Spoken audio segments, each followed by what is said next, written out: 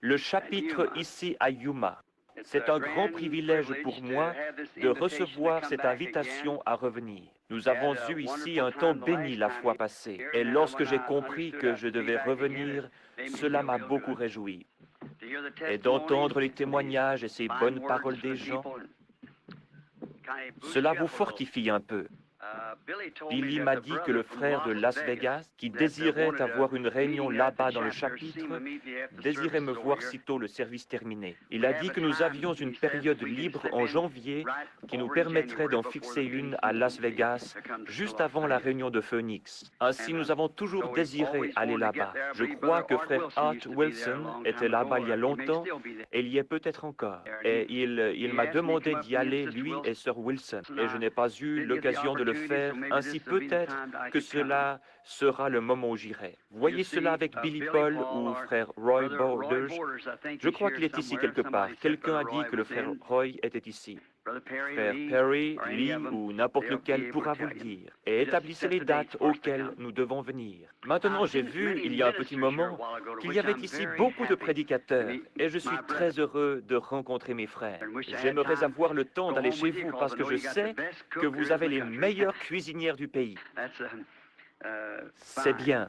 Et frère Perry a ce soir 2 points contre lui. L'un d'eux, c'est d'avoir coupé ce microphone là-bas.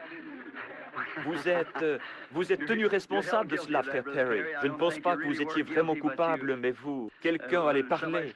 Oh, c'en était une bonne.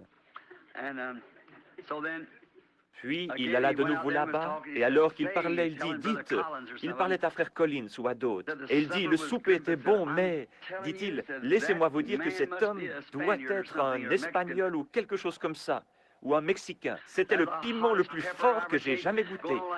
Et il continuait sur ce ton sans se rendre compte qu'il parlait au chef. Alors ce dernier lui répondit, c'est moi le chef. C'est le Texas pour vous. Nous allons bientôt le mettre au pas ici en Arizona, s'il reste parmi nous, n'est-ce pas? C'est vraiment agréable d'être ici, et j'espère que cela n'a pas l'air d'une plaisanterie, mais seulement d'un peu d'humour. Le Seigneur lui-même avait le sens de l'humour, vous savez. Il dit, Hérode, allez dire à ce renard, voyez-vous? Aujourd'hui, je chasse les démons, demain je suis devenu parfait. Ainsi, il avait le sens de l'humour, et cela ne nous fera pas de mal, je pense, une fois de temps en temps. C'est maintenant un peu tard. Généralement, je prêche pendant environ 4 heures. Et ainsi, connaissant la courtoisie du frère et de la sœur ici au chapitre, nous allons diminuer cela de beaucoup ce soir. Et oui, j'ai dit à Terry, il me dit, faut-il mettre une bande de 2 heures?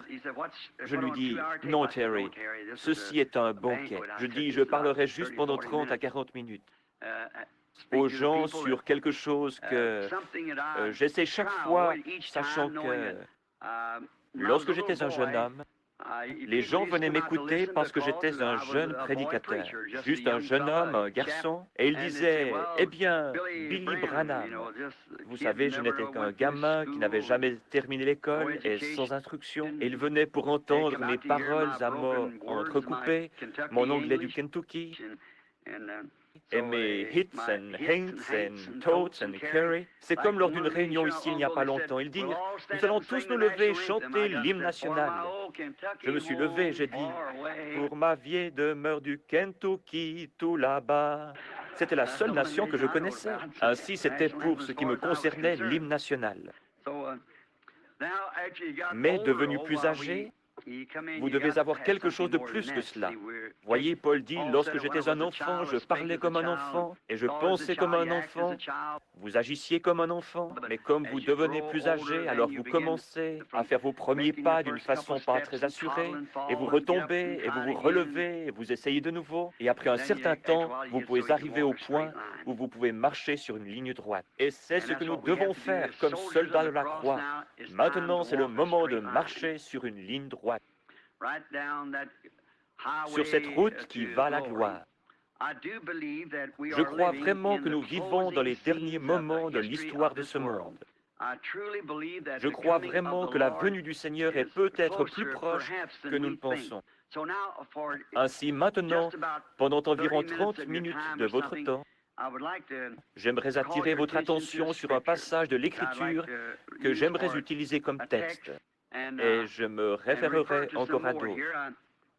Alors que j'étais assis à la maison l'autre jour, je pensais à cela, et je me dis à moi-même, je ne sais pas si je vais parler de toutes ces Écritures, ainsi je vais seulement en prendre une partie pour ces petits services qui sont courts, comme nous en avons un ce soir. J'aimerais dire une chose pendant que vous cherchez dans les psaumes, le 27e psaume, et je lirai les 5 premiers versets. J'aimerais dire ceci au sujet de ces chapitres des hommes d'affaires du plein évangile. Mon frère Perry parlait concernant les livres et ainsi de suite, et les nouveaux livres qu'ils ont. Combien se souviennent, lorsque j'avais la bande, que j'avais prêché ici à Phoenix, dans l'une des conventions sur « Messieurs, quelle heure est-il » Maintenant, c'était le commencement de ce livre, vous voyez, quand ceci est arrivé. Il y a trop de confirmations surnaturelles de la parole de Dieu écrite relative à cette heure pour que quelque chose ne soit pas en train de s'approcher de nous maintenant. C'est trop réel. Vous voyez les choses que vous seriez stupéfait de savoir ce qui arrive réellement. Peut-être que beaucoup d'entre vous, qui êtes étrangers, entendez ces hommes se lever et faire des remarques au sujet d'un message de l'heure, et ainsi de suite. La chose à laquelle ils veulent arriver, c'est la promesse de Dieu pour cette heure, et ce qu'il a promis qu'il ferait. Et nous le voyons confirmé par les Écritures exactement ce qu'il a dit qu'il ferait, et de la même manière. Annoncé d'avance, cela arrive exactement et parfaitement chaque fois, parce que c'est Dieu qui le dit. Si un homme, peu importe qui il est, essayait de faire une telle prédiction, il n'y a qu'une chance sur 10 millions que cet homme puisse dire qu'une certaine chose va arriver à tel moment. Une chance sur 10 millions. Et pour préciser l'endroit où cela arriverait, cela serait environ une chance sur 100 millions. Et ensuite, s'il devait fixer le temps pendant lequel cela arriverait, cela augmenterait encore. Et pour dire encore de quelle façon cela arriverait et ce qui arriverait, cela est au-delà de toute supposition. Lorsque nous voyons que cela est si parfait chaque fois, alors c'est Dieu. Ensuite, nous regardons dans les Écritures, et cela peut nous sembler inconnu, mais nous regardons dans les Écritures sans même savoir où regarder, et le Saint-Esprit le met en évidence et le compare à la parole entière pour en faire une image afin de nous montrer l'heure dans laquelle nous vivons. Nous changeons de dispensation. Nous sommes à un angle. C'est facile pour quelqu'un, après qu'un maçon ait construit un angle, de continuer à placer des briques sur la même ligne, comme le fait une certaine dénomination, qui commence à suivre une ligne.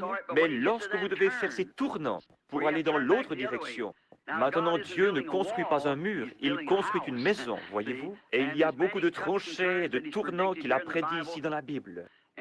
N'importe qui peut essayer de faire un tournant, mais cela doit être en accord avec le plan. Si cela ne l'est pas, cela doit être démoli de nouveau. Ainsi, nous louons Dieu pour sa bonté et pour la communion que nous avons avec vous, et pour les portes ouvertes que le Seigneur nous a données, et par ces hommes d'affaires. J'ai toujours soutenu que je ne croyais pas dans... Je crois dans les gens qui sont dans les dénominations. Mais je n'ai pas beaucoup de temps pour exhorter les dénominations, car chacune construit une barrière autour d'elle-même. Et je crois que c'est semblable à la petite histoire de frère David, au sujet des canards qu'il élève. Et il dit que le niveau de la rivière monta et que chaque canard, vous savez, désirait avoir la communion avec les autres. Et ils ne pouvaient pas le faire parce qu'ils étaient tous entourés d'une clôture. Mais lorsque l'eau devint si haute, elle a simplement transporté les canards en dehors de l'enclos. Ainsi, je pense que c'est la manière de faire. L'eau est en train de monter, voyez-vous, et nous pouvons sortir de l'enclos et communier les uns avec les autres, vous savez, et ainsi avoir le réel amour de Christ dans notre cœur. Et ces hommes d'affaires du plein évangile ont été une oasis pour moi. J'y ai souvent trouvé des frères très gentils, comme dans, je suppose, chaque dénomination que j'ai rencontrée. Parmi les presbytériens, les luthériens, les baptistes, les pentecôtistes, tous les différents types de pentecôtistes, l'Église de Dieu, les nazaréens, les pèlerins de la sainteté, de gentils frères partout. Mais souvent, ils ne peuvent pas m'avoir dans leur communauté parce que, voyez-vous, ce n'est pas qu'ils ne croient pas cela, mais ils seraient retranchés de leur dénomination. Et quand vous faites cela, bien sûr, c'est ce qui arrive. Il n'y a pas longtemps, un frère méthodiste vint vers moi. Je ne dirai pas son nom, c'est un brave homme. Il écrivait une thèse sur la guérison divine. Il vint vers moi pour discuter. Nous nous sommes assis, nous avons parlé pendant un petit moment. Il dit, la seule chose que nous avons contre vous, c'est que vous restez tout le temps autour de ces pentecôtistes. Je lui dis, alors que l'église méthodiste parraine cela, et je viendrai. C'était différent, voyez-vous. Il dit, bien sûr, je ne suis pas l'église méthodiste, je lui appartiens seulement. Je dis, c'est cela, voyez-vous. Les pentecôtistes sont ceux qui ouvrent leurs portes, voyez-vous. Ce sont ceux vers qui je peux aller. Chez tous ceux qui ouvriront, nous sommes prêts à entrer. Comme dans l'Apocalypse chapitre 3, il dit, « Je me tiens à la porte et je frappe. Si quelqu'un ouvre la porte, j'entrerai et je souperai avec lui. » Et c'était Jésus. J'ai toujours su que c'était le Christ. Et il est la parole. C'est vrai, il est la parole. Ainsi, les hommes d'affaires du plein évangile ont été une oasis dans laquelle nous pouvons nous rassembler. Aucune église ne parraine cela. Ces hommes viennent de différentes églises et nous nous rassemblons pour fraterniser partout, tout autour du monde. Et j'ai aidé à établir beaucoup de chapitres des hommes d'affaires du plein évangile à travers le monde entier. Je suis reconnaissant de l'occasion qui m'a été donnée de le faire. Là, les hommes d'affaires parrainent cela, ainsi que toutes les églises qui le désirent viennent de toute façon. Je ne désire jamais essayer de tirer quelqu'un hors de son église. Restez dans votre église et diffusez la lumière, voyez-vous. Soyez un réel chrétien. Votre pasteur vous appréciera. Soyez un réel, loyal et véritable saint. N'importe quel homme qui croit en Dieu appréciera une personne comme cela. Oui, monsieur. Maintenant, je remercie le frère ici et sa femme et ce chapitre pour cette opportunité. Puisse ce chapitre croître et voir les bénédictions de Dieu reposer sur lui. Puisse-t-il être un instrument dans la main de Dieu pour sauver des centaines et des centaines de personnes avant la venue du Seigneur. Et je dis cela aussi pour les autres chapitres ou leurs représentants ici présents. Dans le livre des psaumes, je désire parler sur un sujet très particulier ce soir, pour un petit moment. Quelques passages de l'Écriture sont écrits ici, et je pensais peut-être que ce soir, je pensais parler sur un sujet différent. Mais voyant le temps passer, et désireux de ne pas vous retenir aussi longtemps, j'ai simplement regardé ici pour trouver quelques passages supplémentaires. Je désire parler sur le sujet de l'enlèvement. Voyez-vous, maintenant nous croyons qu'il y aura un enlèvement. Tous les chrétiens croient cela. Tous ceux qui lisent la Bible croient qu'il y aura un enlèvement. Et maintenant, comme donnée de base, nous allons lire le psaume 25. Je vous demande pardon, le psaume 27, les versets 1 à 5. L'Éternel est ma lumière et mon salut. De qui aurais-je crainte? L'Éternel est le soutien de ma vie. De qui aurais-je peur? Quand des méchants s'avancent vers moi pour dévorer ma chair, ce sont mes persécuteurs et mes ennemis qui chancellent et tombent. Si une armée se campait contre moi, mon cœur n'aurait aucune crainte. Si une guerre s'élevait contre moi, je serais malgré cela plein de confiance.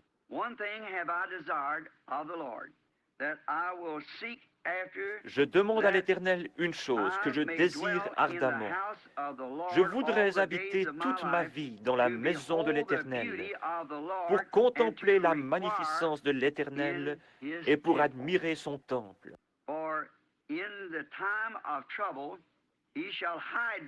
Car il me protégera dans son tabernacle au jour du malheur. Il me cachera à l'abri de sa tente. Il m'élèvera sur un rocher. Puisse le Seigneur ajouter ses bénédictions à cette lecture de sa parole. Aujourd'hui, il se peut qu'en parlant sur ce sujet, certains d'entre vous aient une autre opinion sur les voies que je prends, mais combien de personnes y a-t-il ici qui croient que la Bible enseigne qu'il y aura un enlèvement de l'Église? Oui, monsieur, c'est vrai, un enlèvement de l'Église. Que vous soyez un méthodiste, baptiste, presbytérien, ou qui que vous soyez, pentecôtiste, il y aura un enlèvement. Et je pense qu'en parlant, je n'essaie pas simplement de venir ici pour dire quelque chose de plaisant aux gens. Je n'ai jamais été coupable de cela.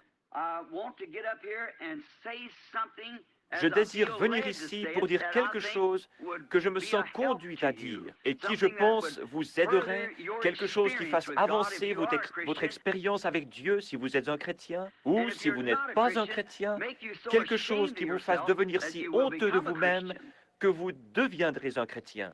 Et c'est ainsi, dans cette direction, que j'ai toujours essayé d'aligner mes pensées comme le Seigneur me guidait. Nous avons été avertis que dans les derniers jours, les gens se moqueraient de cette doctrine. Lisons cela une minute. C'est dans 2 Pierre chapitre 3. Prenons un moment pour lire ceci, le chapitre 3 et les versets 3 et 4. Voyons si cela n'est pas juste. Sachant avant tout que dans les derniers jours, il viendrait des moqueurs avec leurs railleries, marchant selon leur propre convoitise, et disant, où est la promesse de son avènement? Car depuis que les pères sont morts, tout demeure comme dès le commencement de la création. Ils veulent ignorer, en effet, que des cieux existèrent autrefois par la parole de Dieu, de même qu'une terre tirée de l'eau est formée au moyen de l'eau, et que, par ces choses, le monde d'alors périt, submergé par l'eau. Nous voyons que la raison pour laquelle ce sujet est à ce point sous-estimé,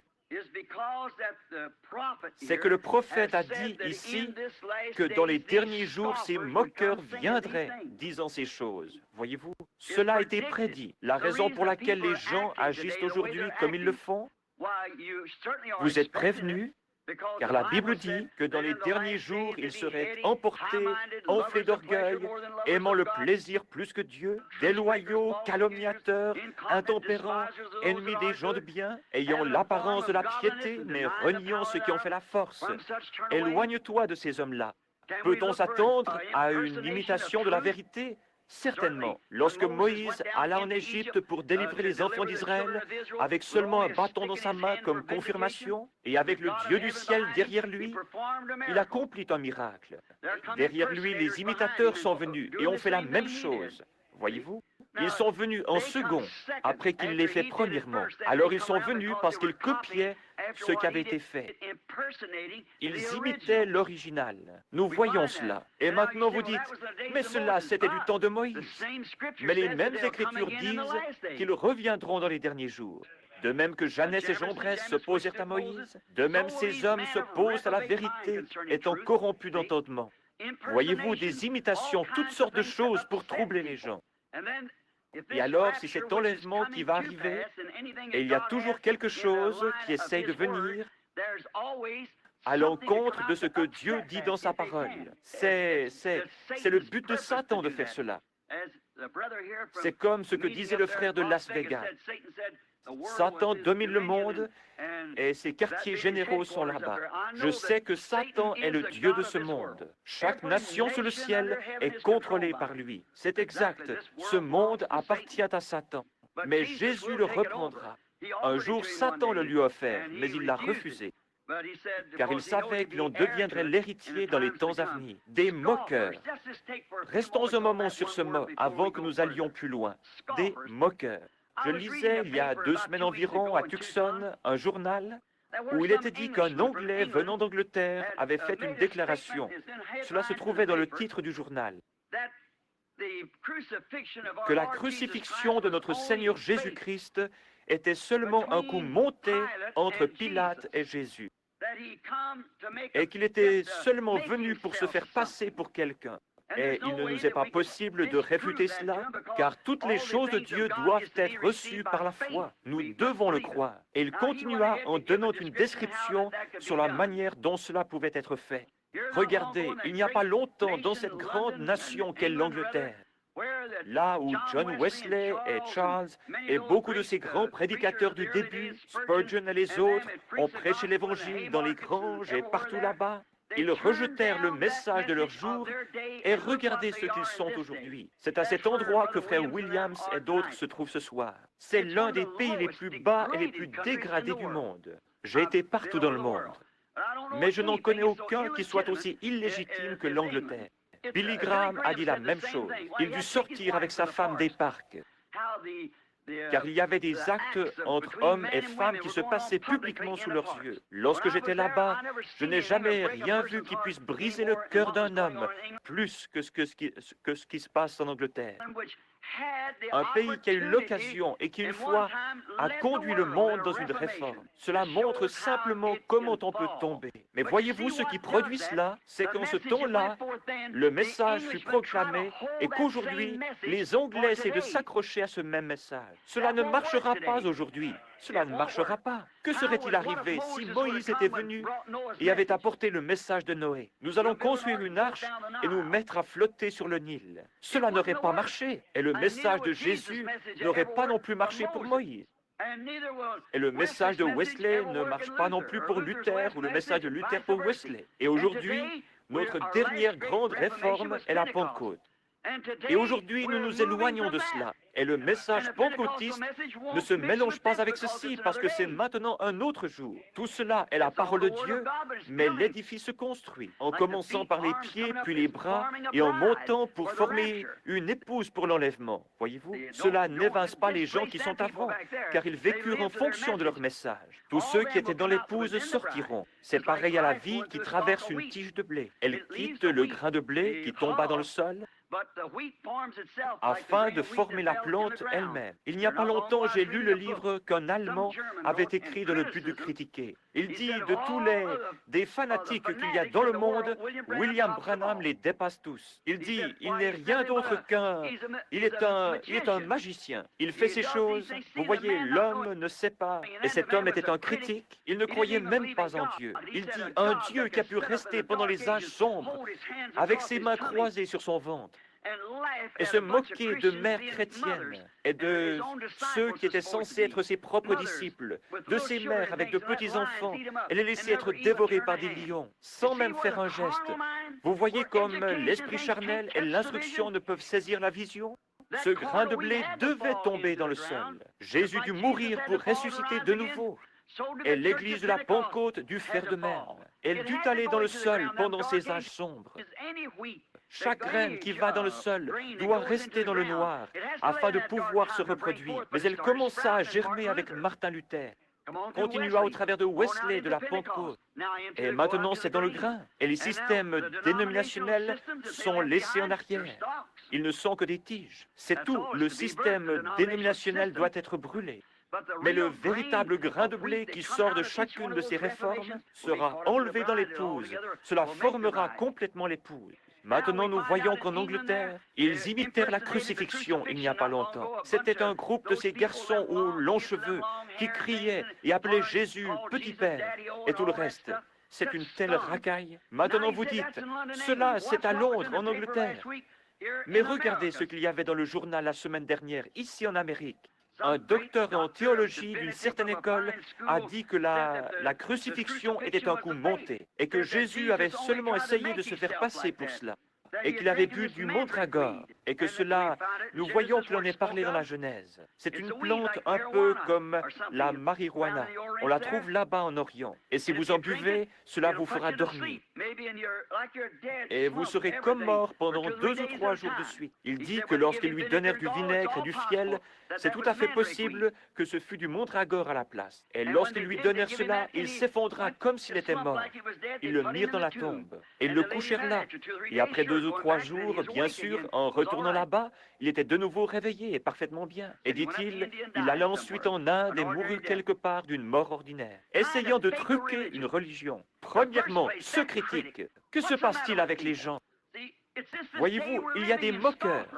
Parce que nous vivons dans le jour où la prophétie s'accomplit. Dieu a distribué sa parole dans chaque âge, et chacun de ces âges doit manifester cela.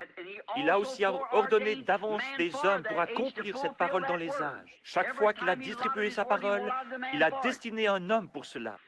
Du temps de Moïse, il a destiné Moïse. Lorsqu'il décida du moment où le Fils de Dieu devait naître, il le destina à cela. Pour chaque âge, il a destiné ces hommes. Il les a ordonnés d'avance, comme le dit la Bible. Rien, si Dieu est infini, tout-puissant, omnipotent, omniprésent, omniscient, il savait toutes choses depuis le commencement. Il n'y a rien qui ne soit à sa place. C'est seulement nous qui le pensons. Tout marche. Si vous regardez dans sa parole et si vous voyez ce qu'il fait, alors vous comprendrez. Maintenant, pensez à cela. Premièrement, si ce prédicateur avait réfléchi, il aurait vu que lorsqu'il mit ce vinaigre, ce fiel dans sa bouche, il le cracha. Premièrement, il ne le prit pas, voyez-vous. Ce ne sont que des moqueurs. Autre chose, comment ce Jésus de Nazareth, comment sa vie a-t-elle concordé avec chaque prophétie de l'Ancien Testament? Comment cela put-il être? Cela n'aurait pas pu être sans avoir été ordonné de Dieu. Sa vie concordait avec chaque prophétie de l'Ancien Testament. Autre chose, si ses disciples avaient monté cela, pourquoi chacun d'entre eux est-il mort en martyr? Et même l'apôtre Pierre a dit, « Mettez-moi avec la tête en bas, je ne suis pas digne de mourir comme lui. » Ils prirent André et le mirent de côté sur la croix.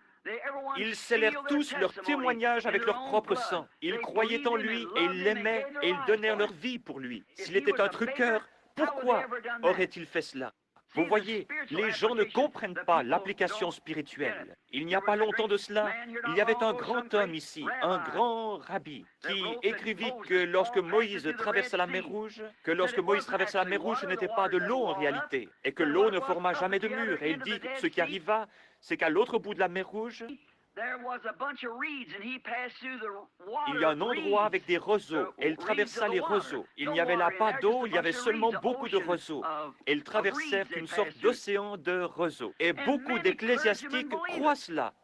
Et ils l'acceptent. Tenez, il n'y a pas longtemps, lorsque le premier astronaute fit son vol, lorsqu'il revint, il n'avait rien vu de Dieu. Cela a même troublé des prédicateurs. Ils pensaient que Dieu vivait quelque part ici en haut, à quelques 225 kilomètres. Oh là là!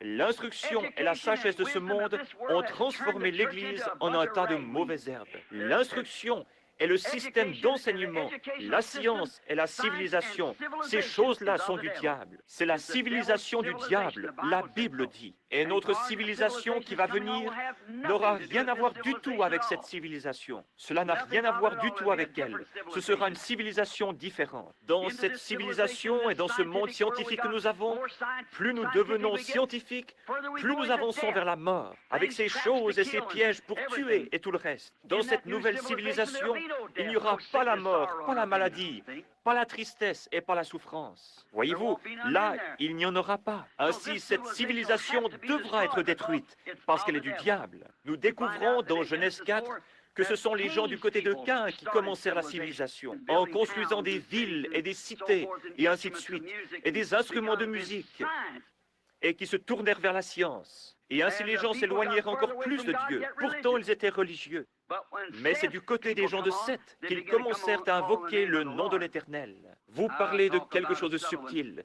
Je ne suis pas ici pour blesser les sentiments de quiconque ou pour dire quelque chose au sujet d'une église. Et si vous êtes ici et que vous apparteniez à cette église, je ne dis pas ceci afin de blesser vos sentiments, car il y a dans cette église autant de bonnes personnes que dans les autres églises. Mais je lisais à Shreveport, la semaine dernière, une déclaration que fit l'Église catholique. Et nous voyons de quelle manière ils se rassemblent tous maintenant dans ce grand conseil œcuménique, accomplissant exactement ce que la Bible a dit qu'il ferait. Exactement. Ils disent, mais la Bible, certains protestants veulent s'accrocher à cette Bible. La Bible n'est rien d'autre qu'un livre sur l'histoire de l'Église. Et ils ne l'avaient sous forme de littérature, pas jusqu'à ce qu'il y a environ 250 ans. Cela a toujours été l'Église. C'était l'Église, pas la Bible. Et la Bible n'est que le compte-rendu de ce que fit l'Église. Quel mensonge subtil que cela! Car nous avons eu la Bible pendant 3000 ans. L'Ancien Testament a été écrit des centaines et des centaines d'années avant la venue de Christ. Ce n'est qu'un mensonge subtil du diable. Nous découvrons que dans ce jour où il y a ces moqueries et ces railleries au sujet de la Bible, et alors que l'on essaie de la mettre dehors, Dieu doit juger l'Église par quelque chose. Il ne peut pas être juste, ils ne peuvent pas descendre cette rue et m'arrêter me disant que je fais 45 km à l'heure, dans une zone où il faut faire 30 km à l'heure, à moins qu'il n'y ait là quelque chose qui me dise que je ne suis pas autorisé à aller plus vite que 30 km. Cela doit être là, et Dieu va juger les gens un jour. Nous savons cela, il y a un jugement qui va venir. S'il va les juger par l'Église catholique, par laquelle d'entre elles? S'il va les juger par l'Église méthodiste, les baptistes sont perdus. S'il les juge par les unitaires, les binitaires sont perdus. Par quoi va-t-il les juger? Il a dit qu'il les jugerait par Christ. Et Christ est la parole. Ainsi, c'est par la parole de Dieu que Dieu les jugera. Au commencement était la parole, et la parole était avec Dieu, et la parole était Dieu. Et la parole fut faite chair et habita parmi nous, le même hier, aujourd'hui et éternellement. Voyez-vous, ainsi, il les jugera par sa parole. Nous voyons qu'en ce jour, ils essaient de pousser la Bible dehors et d'accepter l'Église. La Bible, ils ne la veulent pas, afin qu'ils puissent fabriquer toutes sortes de credos ou autres et marcher d'après eux. Alors que je parlais l'autre soir à Shreveport au sujet de la communion, je leur ai montré que lorsqu'ils offraient cet agneau au sacrifice, il ne devait pas y avoir de levain parmi eux pendant la durée des 7 jours. Pas de levain, pas de pain avec du levain. Tout devait être sans levain. Cela représentait les 7 âges de l'Église dont nous parlons ici dans le livre. Il ne devait y avoir ni levain, ni rien d'autre qui soit mélangé à cela. Et nous avons mélangé des credos et des dénominations et tout le reste à la parole. Et nous essayons toujours de l'appeler la parole. Il n'y aura pas de levain pendant les 7 jours entiers. Et même ce que vous mangez aujourd'hui, n'essayez pas de le garder pour demain, mais brûlez-le avant le lever du jour, car il y a un nouveau message qui vient et une nouvelle chose. Voyez-vous, ils essayent de le conserver. Cela a été l'attitude de l'Église. Il se produit un réveil, et la première chose que vous savez, dans les 3 ans qui suivent, ils commencent une organisation avec cela. La dénomination crée une organisation. Mais avez-vous remarqué que ce message a balayé le monde durant 20 ans maintenant, sans former d'organisation? Et il n'y en aura jamais plus. C'est la fin. Le blé est revenu au blé. Le blé est revenu à son grain. La balle s'est retirée de lui. Et le blé doit demeurer dans la présence du soleil pour mûrir. N'est-il pas étrange qu'il y ait eu, il n'y a pas longtemps, sur la côte Est, ce grand obscurcissement? Ils ne pouvaient pas comprendre cela. Il y eut la même chose au Texas la semaine passée. Ils ne peuvent pas comprendre cela. Ne réalisez-vous pas que c'est un signe? Ne savez-vous pas que les nations se disloquent? Israël est dans sa patrie. Et ces signes indiquent que nous sommes à la fin. Au même moment que cela s'obscurcit, ne savez-vous pas que c'est un signe et que le prophète a dit, mais vers le soir, la lumière paraîtra? Ainsi, il y aura une lumière qui paraîtra vers le soir, lorsque tout s'obscurcit et que les choses vont au train où elles vont maintenant. Regardez comme ça s'est obscurci. Le pape vient de venir ici. Vous souvenez-vous, au tabernacle, vous avez tous les bandes, je pense. De quelle manière le Seigneur a montré ce jour-là, dans le tabernacle, exactement où ces âges de l'Église seraient et comment ils seraient. Et je les avais dessinés sur le tableau là-bas. Ce sont les âges de l'Église que vous voyez dessinés ici dans le livre. Le Saint-Esprit n'est-il pas descendu dans une grande colonne de feu et ne les a-t-il pas dessinés lui-même sur le mur alors que 300 à 400 personnes étaient assises là en train de le regarder? Et comme le pape commençait sa tournée par ici, la lune s'obscurcit et ils prirent des photographies et c'était pareil à ce qui avait été dessiné là-bas sur la plateforme. Il a fait son voyage ici le 13, a marché sur 13 marches, a servi la communion à 13, à une nation qui est le nombre 13, et cela s'est obscurci partout. Ne voyez-vous pas où nous en sommes? Nous sommes à la fin des temps. Des moqueurs se lèveront dans les derniers jours disant « Il n'y a aucune différence entre maintenant et le temps où nos pères s'endormirent. Mais lorsque vous voyez ces choses qui commencent à arriver, levez la tête, préparez-vous. Quelque chose pourrait arriver d'un instant à l'autre. Christ revient pour son Église. » Ils ne croient pas cela. Ils ne réalisent pas que ce sont eux qui accomplissent les Écritures. Les gens ne réalisent vraiment pas qu'en faisant ces choses et qu'en disant ces choses, ils accomplissent les Écritures. Combien peu Caïphe, le grand sacrificateur, et tous ces prêtres de ce temps-là qui se moquaient de lui, combien peu se rendaient compte que le Dieu lui-même, au sujet duquel il chantait dans le temple, « Mon Dieu, pourquoi m'as-tu abandonné » le psaume 22. Ils ont percé mes mains et mes pieds, que c'était lui qui mourait là-bas sur la croix. Combien peu se rendait-il compte qu'il faisait cela? Même Jésus pria en disant, « Père, pardonne-leur, car ils ne savent ce qu'ils font. » Car les Écritures avaient prédit qu'il serait aveugle. Saviez-vous qu'il a aussi été prédit dans les Écritures que l'Église protestante et l'Église catholique seraient aveugles dans les derniers jours? Et que Christ serait à l'extérieur, essayant d'entrer? Parce que tu dis, je suis riche et je n'ai besoin de rien. Et parce que tu ne sais pas que tu es misérable, pauvre, malheureux, nu et aveugle. Apocalypse 3. Vous y êtes, ils sont de nouveau aveugles, foulant aux pieds les choses de Dieu, comme s'ils ne voulaient rien dire pour eux, et se moquant de cela. Et se moquant de cela, c'est ce que la Bible a dit. Mais pour l'Église, l'épouse, l'enlèvement est une révélation. Cela lui est révélé. La véritable épouse de Christ attendra cette révélation de l'enlèvement. C'est une révélation, car la révélation est la foi. Vous ne pouvez pas avoir une révélation sans que cela soit la foi. La foi est une révélation parce que c'est quelque chose qui vous est révélé. La foi est une révélation. La foi, c'est quelque chose qui vous a été révélé comme cela le fut à Abraham, qui pouvait appeler tout ce qui était contraire à ce qui lui avait été révélé comme n'existant pas. C'est cela qu'est la foi. C'est la révélation de Dieu. L'Église est bâtie sur une révélation. Le corps tout entier l'est. Il y a quelques semaines, je parlais à un bon prédicateur baptiste. Il vint pour discuter avec moi. Il me dit, « Je vous aime en tant qu'homme, mais dit-il, vous êtes tout embrouillé. » Je lui dis, « Alors je vous prierai de m'aider à me corriger par l'Écriture. » Il dit, « Frère Branham, nous ne pourrons jamais mettre les choses ensemble avant que nous comparions avec le grec chaque mois. » Je lui dis, « Oh monsieur, vous vous y connaissez mieux que cela. » Car même au Concile de Nicée, si nous remontons jusque-là, 300 ans après la mort de Christ, ils débattaient toujours pour savoir quel helléniste avait raison. Vous ne pouvez pas le faire ainsi, car c'est une révélation. Il dit, je ne peux pas accepter de révélation. Je lui dis, alors comment pouvez-vous accepter Christ? Il dit, la Bible dit, celui qui croit en Jésus-Christ a la vie éternelle. Je lui dis, c'est vrai. Il est aussi dit que personne ne peut appeler Jésus le Christ si ce n'est par la révélation du Saint-Esprit qui le lui a révélé. Voyez-vous, vous y voilà, nous en arrivons de nouveau à la révélation.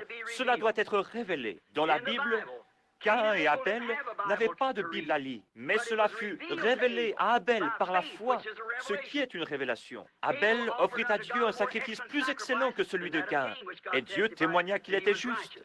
Lorsque Jésus demanda ici dans Matthieu 16, 17 et 18, nous n'avons pas le temps de le lire, mais si vous voulez l'inscrire, il dit, « Qui dit-on que je suis, moi le Fils de l'homme ?» L'un d'eux répondit, « Tu es Moïse, Élie ou un autre. » Il dit, « Mais vous, qui dites-vous que je suis ?»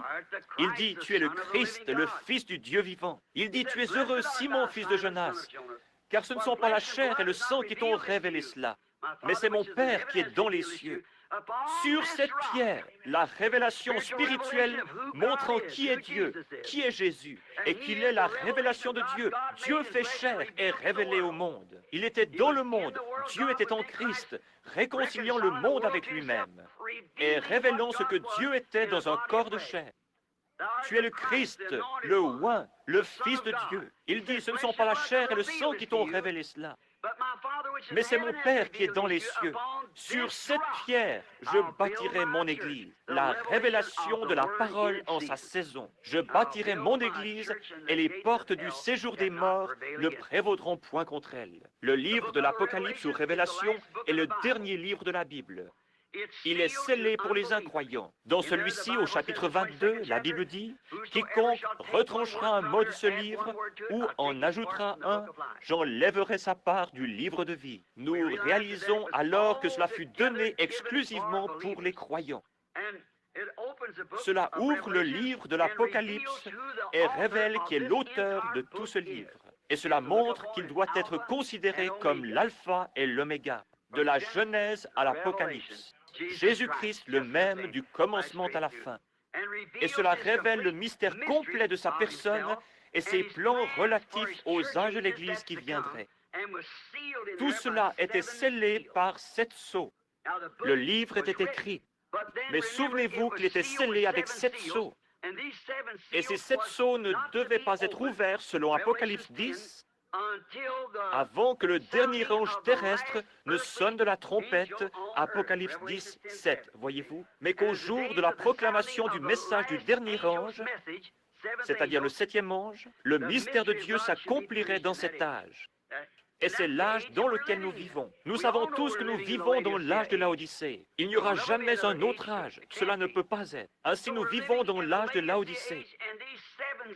Et ces 7 sceaux qui ont fermé le livre et qui sont un mystère pour les gens doivent être ouverts en ce jour-là. C'est ce qu'il a promis. Cela ne sera rien qui soit en dehors de la parole, parce que vous ne pouvez ni ajouter à la parole, ni retrancher de la parole.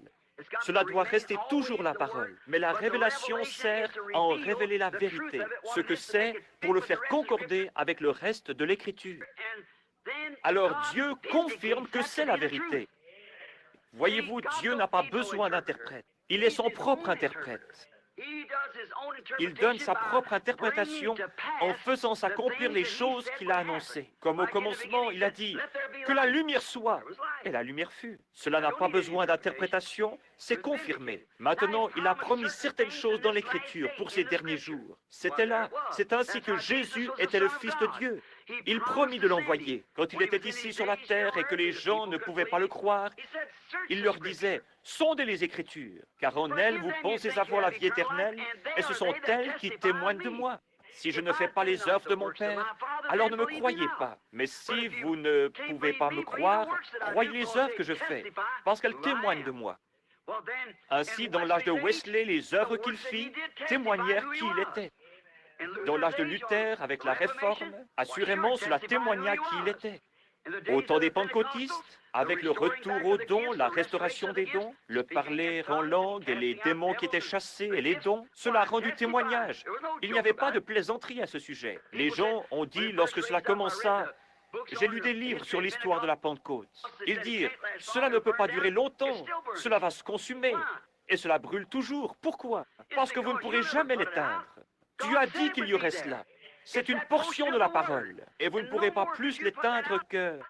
Et lorsque l'épouse est appelée, comment allez-vous l'éteindre? C'est la révélation de la manifestation de la parole rendue vraie. Et nous vivons dans ce jour-là. Dieu soit loué, la révélation du mystère de sa personne. L'enlèvement est seulement, cet enlèvement dont nous parlons est seulement pour l'épouse. Souvenez-vous que la Bible dit, les autres morts ne revinrent point à la vie jusqu'à ce que les 1000 ans fussent accomplis. Ce grand enlèvement. S'il n'y a pas d'enlèvement, mes amis, où sommes-nous? Qu'allons-nous faire? Dans quel âge vivons-nous? Quelles promesses avons-nous? Il va y avoir un enlèvement. La Bible dit qu'il y en aura un, et il est seulement pour les élus, seulement pour la dame élue, l'épouse qui est sortie en ce jour, l'Église. Le mot « Église » signifie « appeler hors d'eux ».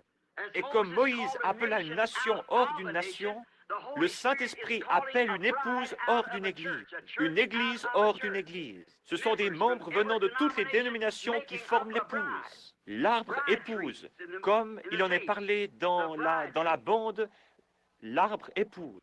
Une épouse appelée, sortant. L'épouse, et elle seule, sera dans l'enlèvement. Rien d'autre que l'épouse, rien d'autre que l'épouse. Les élus connus d'avance par Dieu, depuis le commencement, les gènes spirituels du Père. Laissez-moi m'arrêter ici une minute. Je deviens nerveux à penser que je vais vous garder trop longtemps. Mais remarquez, regardez, chacun d'entre vous, savez-vous que plusieurs années avant que vous naissiez, vous étiez dans votre Père en tant que gène? En tant que gène, c'est vrai, le germe d'une semence était dans votre père.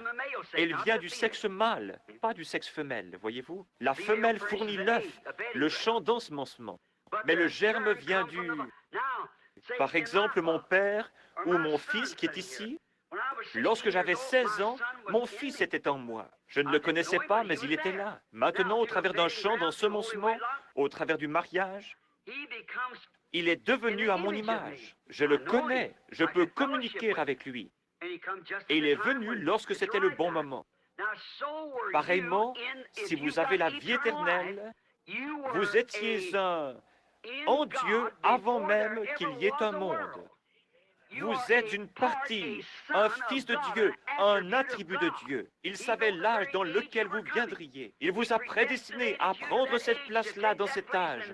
Et personne d'autre ne peut la prendre. Peu importe combien il y a d'imitations, vous devez être là, parce qu'il savait que vous y seriez. Maintenant, vous êtes rendu manifeste. Maintenant, vous pouvez fraterniser avec lui, et c'est ce qu'il désire. Il désire ardemment cette communion, être adoré. Mais si votre vie n'était pas depuis toujours un attribut en Dieu, vous n'êtes qu'un imitateur du christianisme. Voyez-vous, il y en aura des milliards et des milliards qui ne seront que des imitateurs du christianisme. Il y a une remarque que j'ai faite récemment. J'ai observé frère Demos Shakarian là-bas, alors qu'ils étaient en train d'hybrider le bétail. Et j'ai observé les tubes d'essai et ainsi de suite, comme ils étaient pris par les vétérinaires. Dans l'éjaculation du mâle, il y a environ 1 million de germes qui sortent de lui chaque fois. Et environ 1 million d'œufs viennent de la femelle au même moment. Mais saviez-vous que parmi tous ces petits germes qui se déplacent, 1 million d'entre eux, il n'y en a qu'un qui est ordonné à vivre? Et il y a seulement un œuf qui est fertile. Et ce petit germe va se faufiler parmi tous les autres petits germes. Il va passer par-dessus d'autres petits germes qui lui ressemblent parfaitement et passera au-dessus de celui-ci et au-dessus de celui-là pour trouver cet œuf fertile, et il pénétrera à l'intérieur de celui-ci. Et ensuite, tous les autres meurent. On parle de la naissance virginale, mais elle est à moitié moins mystérieuse que la naissance physique. Voyez plutôt comme c'est ordonné d'avance et prédestiné par Dieu. Maintenant, au commencement, très loin en arrière, beaucoup d'années avant que commence le temps, si vous êtes un chrétien né de nouveau ce soir, vous étiez alors en Dieu, votre Père. Et c'est pourquoi, lorsque vous venez dans cette vie, ici, et professez le christianisme, et que tout va de travers, alors vous vous demandez pourquoi ceci et pourquoi tout cela. Vous vous êtes posé des questions à ce sujet. Mais un jour, quelque chose vous a frappé. Qu'était-ce? C'était cette vie qui était là, au fond, depuis le commencement. Et si vous connaissez ma petite histoire au sujet de la mère aigle qui cherchait son petit, vous m'avez entendu prêcher là-dessus, montrant comment ce petit aigle éclot sous une poule.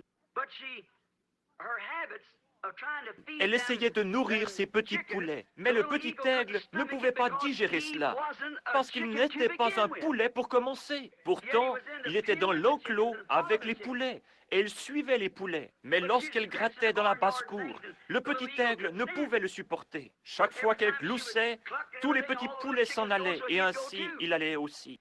Mais un jour, sa mère se rappela qu'elle avait pondu 2 œufs, pas seulement un. Il devait y en avoir un autre quelque part. Elle s'en alla à sa recherche. Elle se mit à voler et à tourner en rond. Et finalement, elle arriva au-dessus de la basse-cour. Et là, elle découvrit son bébé. Elle poussa un cri. Il réalisa que cette voix était la chose qui correspondait. C'était ce qu'il cherchait, voyez-vous. Et il réalisa alors qu'il n'était pas un poulet, il était un aigle. Et c'est ainsi avec chaque chrétien né de nouveau. Lorsque vous venez, peu m'importe à combien de dénominations vous vous êtes joints, ou sur combien de livres vous avez mis votre nom, lorsque cette réelle parole de Dieu est confirmée, est rendue vraie devant vous comme cela, vous réalisez à ce moment-là que vous êtes un aigle. Parce que tout le gloussement de cette poule, joignez-vous à ceci et joignez-vous à cela, et allez dans cette direction, allez dans celle-là, c'est absurde. Il faut véritablement ajouter parole sur parole. Lorsqu'un germe vient dans la matrice de la femelle, il ne prend pas, vous n'êtes pas devenu un germe humain venant de votre père, et ensuite un germe venant d'un chien, et ensuite venant d'un chat, et ensuite d'un poulet. C'était tout du germe humain. Et le corps de Jésus-Christ, l'épouse sera une partie de son corps, lequel il était la parole, et l'épouse devra être la parole. La parole, ajoutez à la parole, ajoutez à la parole. La justification de Luther, la sanctification de Wesley, le baptême du Saint-Esprit des Pentecôtistes, la restauration des dons, et tout le reste va avec. Cela doit être la parole sur la parole, le germe sur le germe, la vie sur la vie, pour produire la stature complète de l'épouse du Seigneur Jésus-Christ. Maintenant, souvenez-vous que vous étiez un attribut. Et maintenant, après que nous ayons découvert ces choses et que Christ revient pour son épouse, Comment entrons-nous donc dans cette épouse? C'est la question. Beaucoup disent, joignez-vous à notre congrégation. L'un d'entre eux désire un certain type de baptême. L'un veut faire ceci ou cela. L'un dit que vous devez parler en langue, sinon vous ne l'avez pas. L'autre dit que vous n'avez pas besoin de parler en langue. Celui-ci dit que vous devez danser dans l'esprit. Et celui-ci dit que vous devez crier. Celui-ci que vous devez avoir une sensation. Tout cela est en ordre, et pourtant c'est encore tout faux. Comment un homme ou une femme ou un enfant de Dieu qui est né de l'Esprit de Dieu, comment peut-il nier la parole de Dieu? Quand Dieu lui-même l'interprète et dit « c'est cela, j'ai promis cela, le voilà », montrant cela aussi clairement que possible. Ils sont forcés de le voir, voyez-vous? Comment Christ pourrait-il nier sa propre parole? Si Christ est en vous, il ne peut nier sa propre parole. Alors comment entrons-nous dans ce corps? 1 Corinthiens 12, dans un seul esprit, nous avons tous été baptisés pour former un seul corps. Dans un seul baptême du Saint-Esprit. Si vous voulez inscrire cela, c'est dans 1 Corinthiens 12, 13. Dans un seul esprit, nous avons tous été baptisés et l'Esprit est la vie de Christ. Est-ce vrai? La vie de Christ est la vie de chaque semence. Lui, étant la semence parole, donne la vie à la semence. Saisissez-vous cela? Si cette vie se trouve dans la semence et que ce baptême du Saint-Esprit vienne sur elle, cela va forcément amener la vie à cette semence. Comme je vous le disais ici à Phoenix, j'ai parlé il n'y a pas longtemps à frère John Chariot. Alors que j'étais là-bas, il me montra un arbre qui portait des agrumes. Il fait croître beaucoup d'agrumes. Et il me montra un arbre qui portait 8 ou 9 sortes de fruits différents. Et je lui dis, frère Chariot, quelle sorte d'arbre est-ce? Il me dit, un oranger. Je lui dis, pourquoi porte-t-il des citrons, des mandarines, des clémentines et des pamplemousses? Il me dit, ce sont tous des agrumes. Et ils ont été greffés. Oh, lui dis, je vois, ainsi l'année prochaine, il y aura des oranges. Oh, non.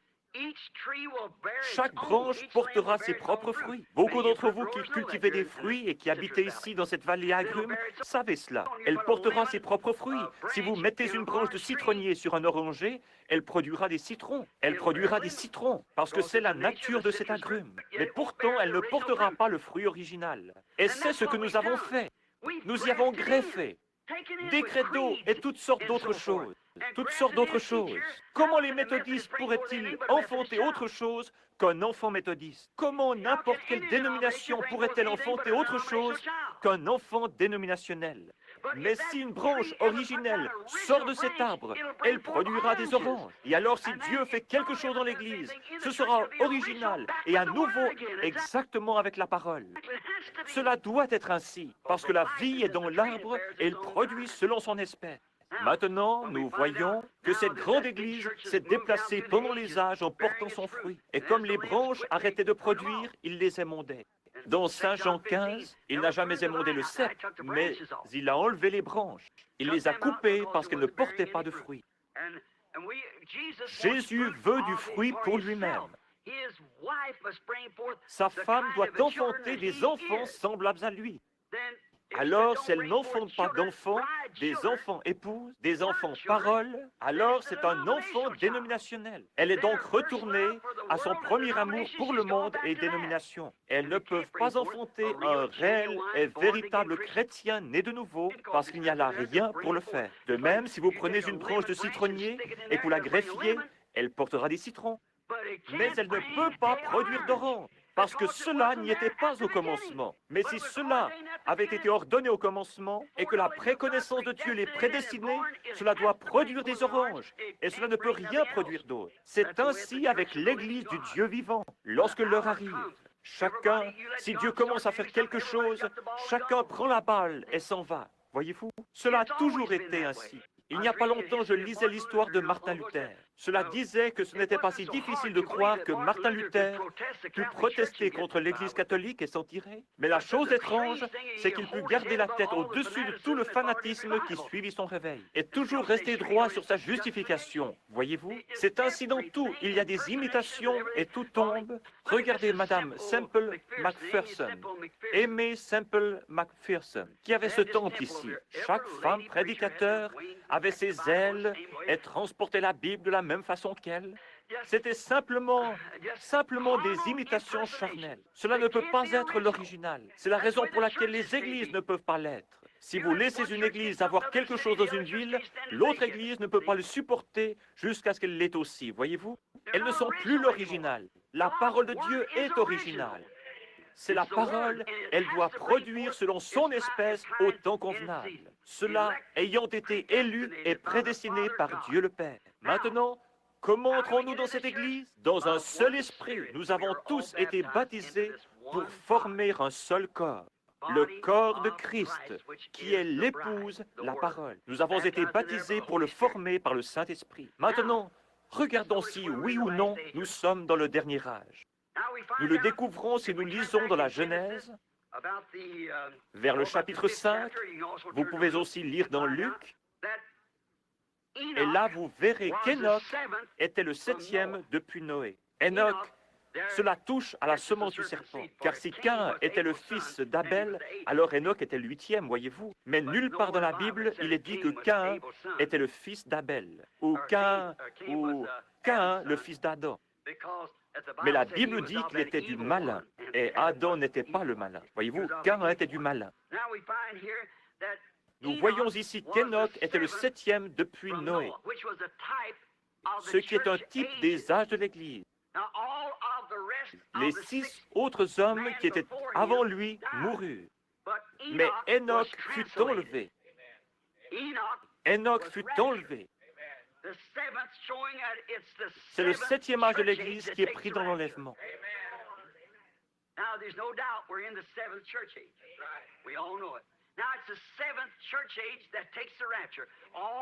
Tous les 6 autres moururent. Mais Enoch fut enlevé, car il ne fut plus trouvé, Dieu l'avait pris. Tous les autres moururent. Mais l'enlèvement d'Enoch fut un type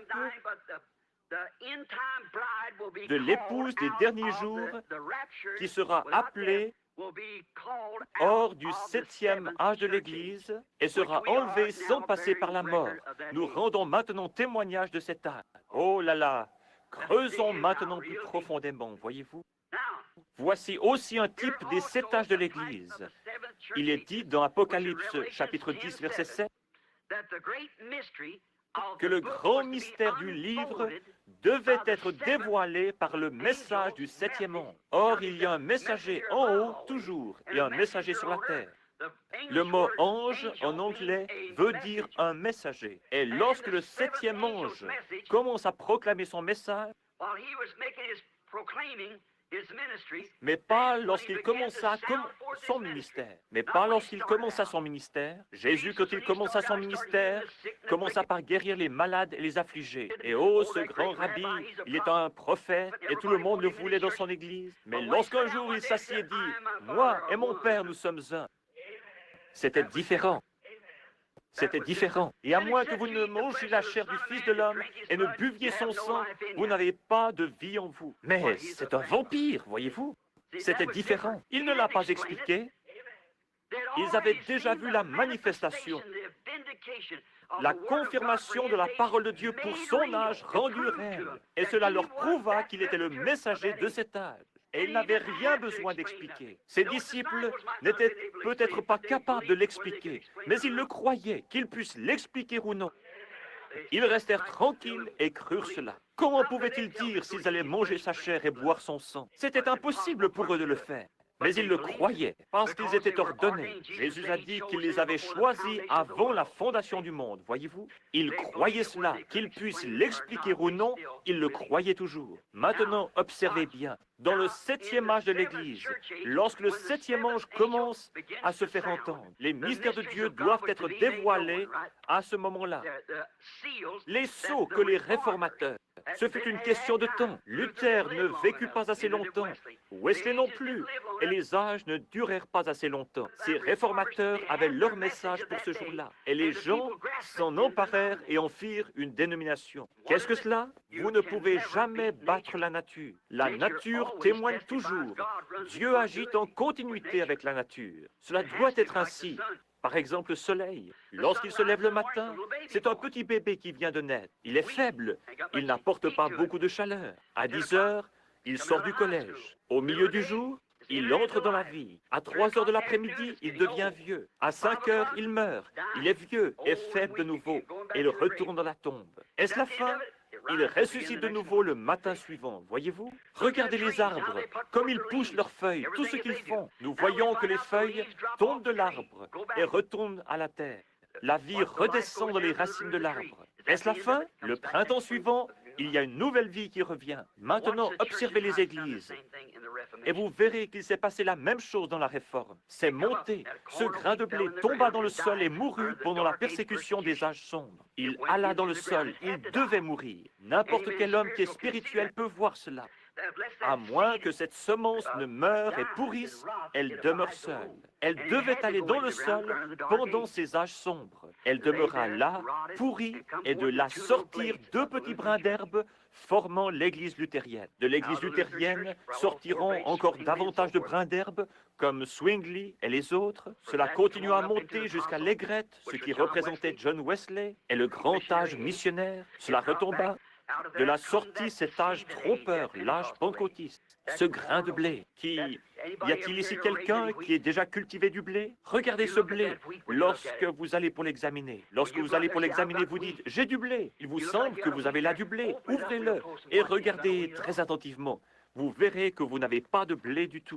Vous avez la balle. Jésus ne nous a-t-il pas avertis dans Matthieu 24, 22, 24, que dans les derniers jours, les 2 esprits seraient si proches que cela séduirait même les élus, le blé lui-même, si c'était possible?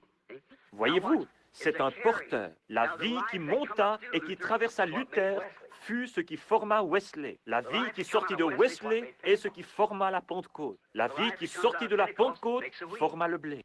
Mais ce sont des porteurs, voyez-vous. La vie réelle traverse cela. Le message traverse cela. Mais il se dirige vers le blé. C'est la raison pour laquelle le blé monte vers le haut et emporte le tout au sommet dans l'enlèvement.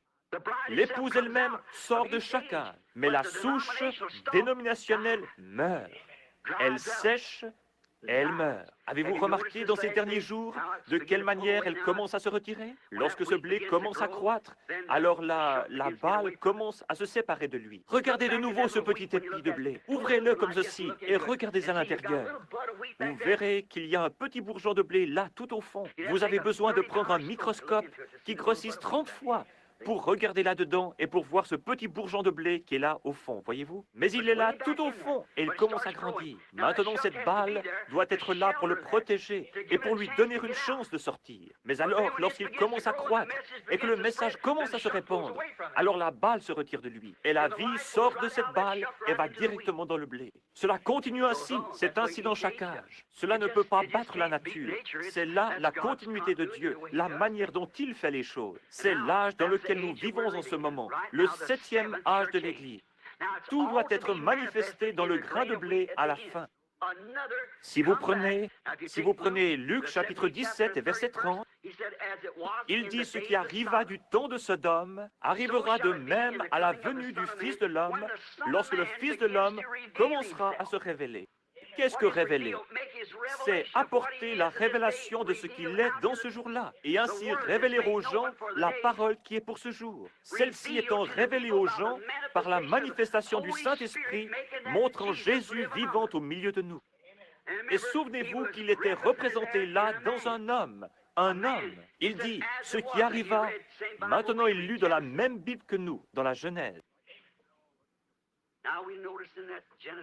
Nous remarquons dans ce chapitre de la Genèse dont Jésus parlait, nous voyons qu'il était là, avec son dos tourné à la tente, et que Sarah était dans la tente. Il dit, il posa une question. Elle ne crut pas que cette chose puisse arriver. Il dit, Abraham, je vais te visiter à cette même époque. Et Sarah, dans la tente, rit à ce sujet. Il dit, pourquoi Sarah a-t-elle ri dans la tente? En disant, comment ces choses peuvent-elles arriver? Jésus a promis, et c'était lui, car Abraham l'appela Elohim, le Tout-Puissant, c'était lui. Maintenant, la Bible prédit que cela reviendra dans les derniers jours. Jésus l'a dit, et lorsque vous voyez ces choses commencer à s'accomplir, souvenez-vous que lorsque ceci commence à arriver, alors vous savez que le temps est proche. Regardez le monde. Regardez le monde. S'il n'y a jamais eu un Sodome, c'en est bien un. Regardez les gens et combien ils sont pervertis. Leurs pensées sont perverties. Ils ne savent pas ce qu'est la simple décence. Regardez-les hors la loi, les homosexuels et tout le reste. Regardez nos femmes et la conduite qu'elles ont. Regardez ce déchaînement d'indécence et d'immoralité parmi nos femmes. Et pas seulement dans notre, vous dites, ce sont les méthodistes, ce sont aussi les pentecôtistes. C'est le tout. Regardez nos hommes, plutôt que de s'accrocher à la parole de Dieu, ils s'accrochent à une petite tradition dénominationnelle. Et ils restent là plutôt que de sortir lorsqu'ils voient Dieu se faire connaître parfaitement. La raison est qu'ils sont aveugles et qu'ils ne peuvent pas le voir. Ils ne le verront jamais. Maintenant, regardez ce qui arrive avec cela, tout en nous dépêchant. Je pense que cette dame désire que nous partions. Je l'ai vue faire un signe de la main, montrant qu'elle désirait que nous sortions. Ainsi, nous ferions mieux de nous dépêcher. Remarquez, qu'Enoch, qui est le type de l'Église, est aussi représenté ici dans le 7e âge de l'Église. Pouvez-vous voir cela? Le 7e âge de l'Église. Lorsqu'il sonnera de... Combien croient qu'il y a eu 7 messagers pour les 7 âges de l'Église?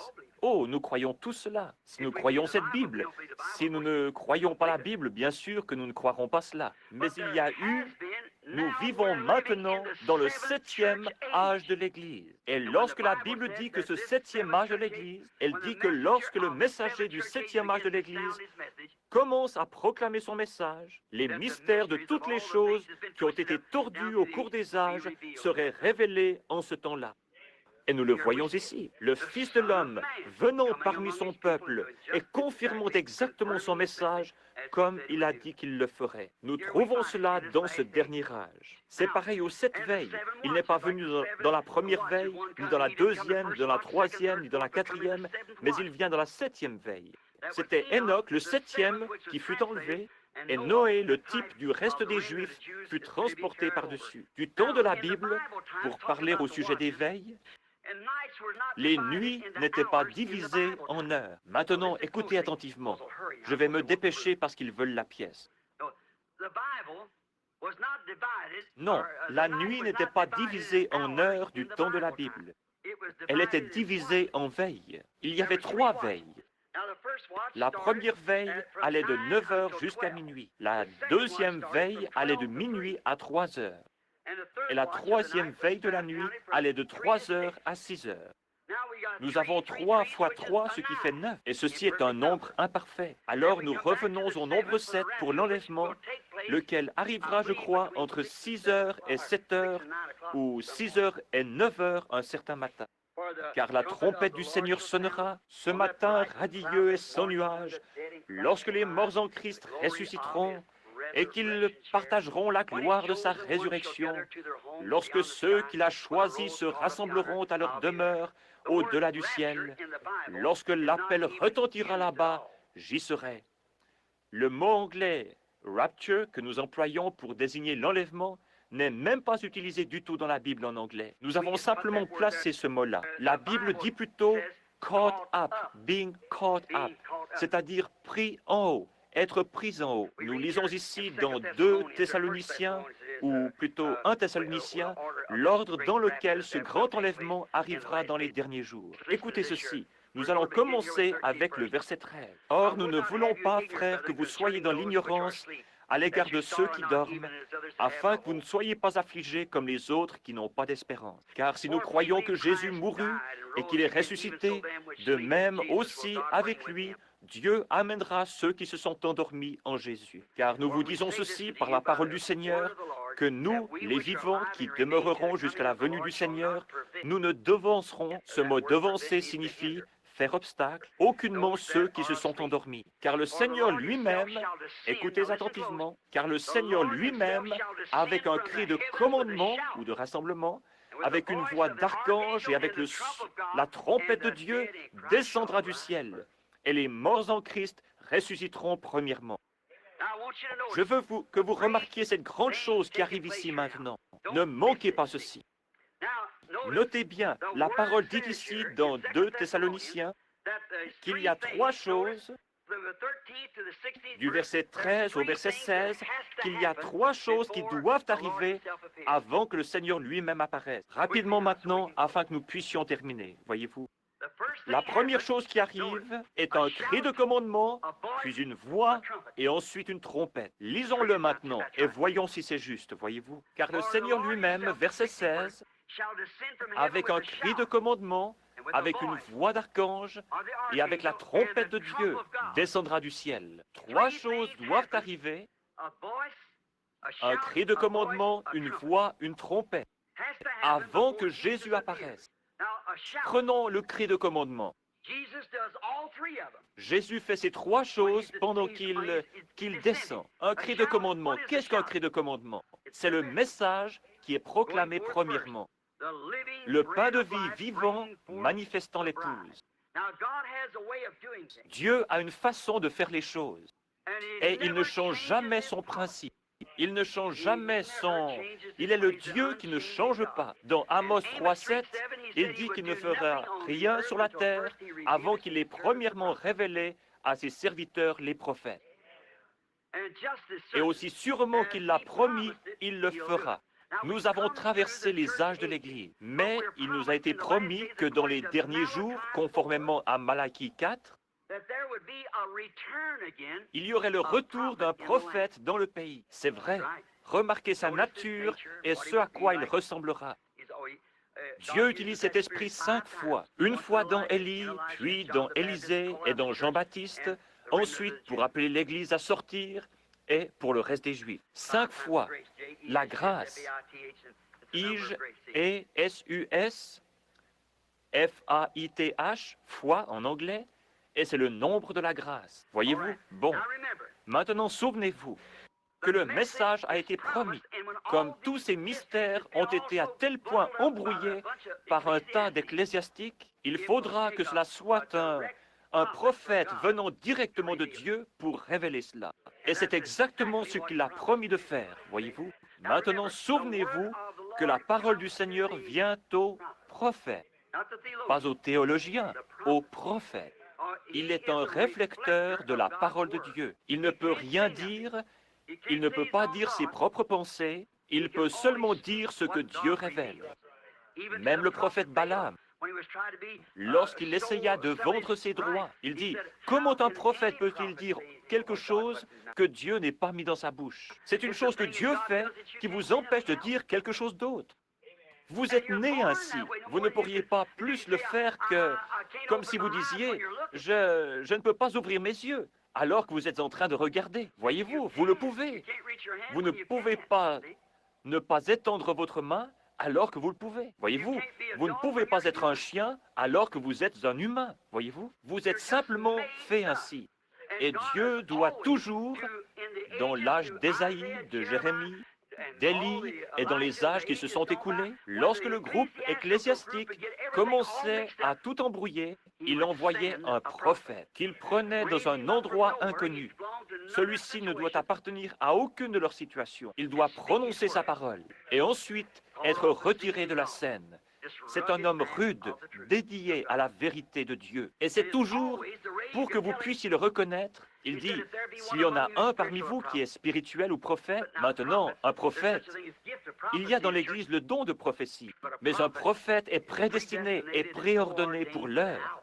Voyez-vous?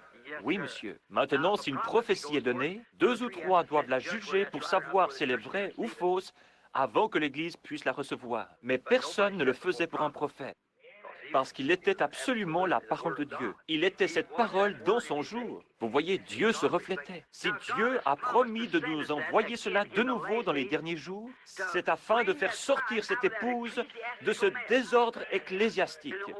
La seule façon que cela peut être fait, cela ne se fera jamais. L'Église ne peut pas recevoir Christ. Les pentecôtistes, nous ne pouvons pas continuer à porter ce message dans la condition dans laquelle l'Église est aujourd'hui. Comment allons-nous exécuter cela dans les temps de la fin, dans la condition où ils sont aujourd'hui, lorsqu'ils s'opposent les uns aux autres et que tout est si ecclésiastique? Oh, miséricorde, c'est du gâchis. C'est déjà allé dans des dénominations. Je défie tout historien, à n'importe quel moment, de prouver le contraire. Chaque fois qu'un message fut proclamé sur la terre et qu'ils l'organisèrent, il mourut à ce moment-là. Et la Pentecôte a fait la même chose que les autres. Les pentecôtistes qui sont sortis, vous, les assemblées de Dieu, dont les pères et les mères sont sortis de ces organisations au temps de l'ancien concile général, en criant et en louant Dieu, et en parlant contre ces choses, vous êtes retournés comme un chien à ce qu'il avait vomi et comme la truie au bourbier. Vous avez fait la même chose que les autres. Vous êtes maintenant si conformistes que vous avez fermé vos entrailles de miséricorde. Et il faut presque avoir une carte de membre avant même que l'on puisse s'associer à vous. Et vous, les unitaires, Dieu vous a donné un message et plutôt que d'aller de l'avant en restant humble, vous avez voulu vous détacher et organiser votre groupe. Et où êtes-vous tous? Dans le même seau. C'est exact. Mais l'Esprit de Dieu continue à avancer. Moi, le Seigneur, je planterai et je l'arroserai jour et nuit, de peur qu'on ne... Il a ordonné que ces choses soient. Et maintenant, il doit envoyer ceci. La première chose qui arrive, lorsqu'il commence à descendre du ciel, est un cri de commandement. Qu'est-ce donc? C'est un message pour rassembler les gens. Un message est proclamé premièrement. C'est le temps de la préparation des lampes. Levez-vous et préparez vos lampes. Quelle veille était-ce? La 7e. Pas la 6e, la 7e. Voici, l'époux vient. Levez-vous et préparez vos lampes. Elles le firent. Certaines d'entre elles découvrirent qu'elles n'avaient même pas d'huile dans leurs lampes. Voyez-vous? Mais c'est le moment de préparer les lampes. C'est le temps de Malachie 4, lorsqu'il prend... C'est Luc 17, c'est Ésaïe, toutes ces prophéties. C'est parfaitement déclaré dans les Écritures. Ce qui se rapporte à ce jour, nous le voyons se dérouler ici même. Il n'y a pas de... Nous voyons ces choses arriver, mes chers frères et sœurs. Et Dieu dans le ciel sait que je pourrais mourir sur cette plateforme en ce moment même. Vous voyez, vous devriez simplement regarder un peu ce qui se passe. C'est extraordinaire. Lorsque vous voyez Dieu venir du ciel et se tenir devant des groupes d'hommes, se manifestant lui-même comme il l'a toujours fait. Et c'est la vérité, et cette Bible est ouverte là, voyez-vous. Nous y sommes. Le système dénominationnel est mort. Il est fini. Il ne se relèvera jamais. Il sera brûlé. C'est ce que vous faites avec la balle dans les champs. Fuyez loin de cela. Pénétrez en Christ. Ne dites pas « j'appartiens aux méthodistes, j'appartiens aux baptistes, j'appartiens aux pentecôtistes », mais pénétrez en Christ. Et si vous êtes en Christ, il n'y a pas un mot écrit ici que vous ne puissiez croire, peu m'importe ce que quiconque d'autre dit. Mais ensuite, Dieu manifeste cette chose parce que vous, lorsqu'il répand l'Esprit sur la parole, qu'arrive-t-il? La même chose que lorsqu'on verse de l'eau sur n'importe quelle semence. Elle vivra, elle produira selon son espèce. Vous dites, j'ai reçu le baptême du Saint-Esprit. Cela ne veut pas dire que vous êtes sauvé. Bien loin de là. Regardez par ici. Vous êtes un être triple. À l'intérieur de ce jeune garçon ici, il y a une âme. Ensuite, il y a un esprit. Et ensuite, il y a un corps. Vous avez 5 sens dans ce corps pour contacter votre demeure terrestre. Il ne contacte pas les autres choses. Vous avez 5 sens ici de l'esprit, l'amour, la conscience, et ainsi de suite comme cela. Mais ici, à l'intérieur, c'est où vous vivez. C'est ce que vous êtes. Jésus n'a-t-il pas dit que la pluie tombe sur les justes et sur les injustes? Mettez de la mauvaise herbe ici et du blé là, et versez de l'eau sur eux, et continuez à les fertiliser et à faire ces choses-là. Ne vont-ils pas les deux vivre par la même eau? Bien sûr. Mais qu'est-ce que cela? L'un d'entre eux produira de la mauvaise herbe, parce que c'est ce qu'il est. La mauvaise herbe lèvera les bras et jubilera comme le blé. La Bible ne dit-elle pas que dans les derniers jours viendraient de faux Christ? Pas de faux Jésus, mais de faux Christ, des oins, mais pas selon la parole. Ils ont une onction dénominationnelle, mais qui n'est pas selon la parole, car la parole rendra témoignage pour elle-même. Elle n'a pas besoin d'autre chose. Elle rendra témoignage pour elle-même. Elle viendra de faux oins. Vous avez ma bande qui traite de cela. Oh, si vous en appeliez un et que vous disiez « Oh, êtes-vous un Jésus ?» Oh, certainement pas. Les gens n'accepteraient pas cela. Mais quand on dit « Oh, gloire, j'ai l'onction !» Et c'est une véritable onction. Souvenez-vous que Caïphe l'avait aussi et qu'il prophétisa. Balaam de même l'avait et il prophétisa. Mais cela n'a rien à voir avec ce qu'il y a à l'intérieur. À moins que cela soit la semence de Dieu, son gène depuis le commencement est prédestiné, vous êtes perdus. Peu m'importe combien vous jubilez, parlez en langue, courez, criez. Cela n'a rien à voir avec cela. Une mauvaise herbe peut compter autant que n'importe quelle autre. J'ai vu des païens se lever et crier et parler en langue et boire du sang dans un crâne humain et invoquer le diable, voyez-vous. Ainsi, vous ne voulez aucune de ces sensations et de ces choses. Oubliez ça. C'est votre cœur qui doit être dans cette parole, et cela est Christ. Amenez-la ici et observez de quelle manière elle se fait connaître, comment elle s'ouvre, pareillement à n'importe quelle autre semence, et se déclare elle-même dans l'âge dans lequel elle vit. Luther ne pouvait rien apporter d'autre que des brins d'herbe. Les autres purent apporter ces autres choses. Mais maintenant, nous sommes dans l'âge du blé. Les luthériens, les véritables luthériens, devaient produire un authentique Luther.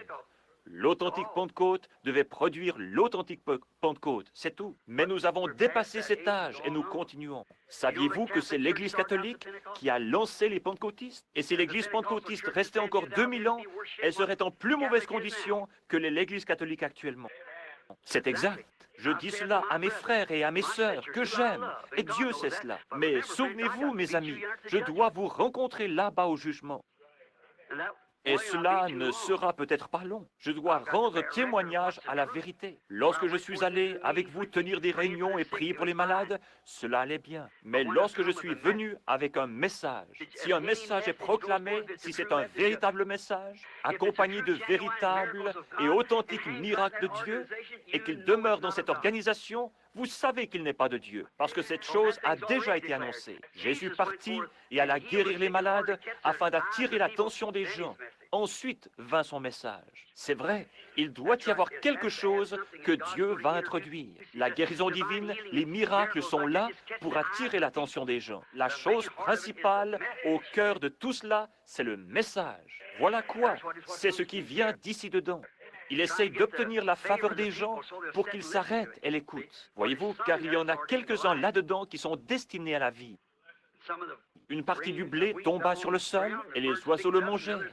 Une autre partie tomba parmi les épines, et une autre partie tomba dans un terrain qui avait été préparé d'avance, et elle se reproduisit. Premièrement, il y a un cri de commandement, puis une voix, et ensuite une trompette. Un cri de commandement, c'est un messager qui prépare les gens. La deuxième chose, c'est une voix de résurrection. C'est la même voix forte qui, dans Jean 11, 38 à 44, appela Lazare hors de la tombe. Le rassemblement de l'épouse, puis la résurrection des morts pour être enlevés. Maintenant, observez comment les trois choses arrivent. Quelle est la chose suivante? C'est une trompette. Un cri de commandement, une voix, une trompette. La troisième chose est une trompette. Et c'est elle qui, à la fête des trompettes, a toujours appelé les gens à venir à la fête. Il y aura le souper de l'épouse, le souper de l'agneau, avec l'épouse dans le ciel. La première chose qui se produit, c'est son message, qui appelle l'épouse à se rassembler. La chose suivante, c'est la résurrection de l'épouse qui dort, celle qui mourut dans les autres âges. Ils sont enlevés ensemble et la trompette les appelle à la fête dans le ciel. C'est cela qui arrive, mes amis. Nous sommes là, prêts, maintenant. La seule chose que l'Église qui est sortie doit encore faire, c'est de rester au soleil pour mûrir. La grande moissonneuse viendra ensuite. Les tiges seront brûlées, mais le grain sera rassemblé dans le grenier, voyez-vous. Vous n'êtes pas des gens aveugles, vous êtes des gens sensés. Et si j'étais ici et que je disais ces choses pour faire du tort, je dis cela parce que c'est la vie et parce que je suis responsable envers Dieu de dire cela. Et je dois le dire. Et mon message, pendant tout le temps où il y avait des guérisons et ainsi de suite, j'ai toujours su que cela était pour attirer l'attention des gens et que le message viendrait ensuite. Et le voici, ces 7 sceaux ouverts, ces mystères montrant ces choses, voilà ce qui est arrivé. Je ne le savais pas, mais il y a ici des hommes qui étaient avec moi lorsque vous m'avez entendu prêcher ce sermon. Messieurs, quelle heure est-il? Et ce matin-là, à l'endroit exact annoncé d'avance, apparurent 7 anges qui venaient du ciel. Et alors qu'ils s'élevaient et que ce tourbillon les enleva, nous étions là les regardant partir. Et la science en prit une photographie au travers du pays jusqu'au Mexique. Et alors que j'observais, un jour quand j'ai commencé à prêcher sur les 7 âges de l'Église, j'ai appelé Jack Moore, qui est un grand théologien, et je lui ai dit, « Jack, qui est cette personne qui se tient là? Il y a quelqu'un ressemblant au Fils de l'homme qui est debout là, avec des cheveux aussi blancs que la laine. C'était un homme jeune.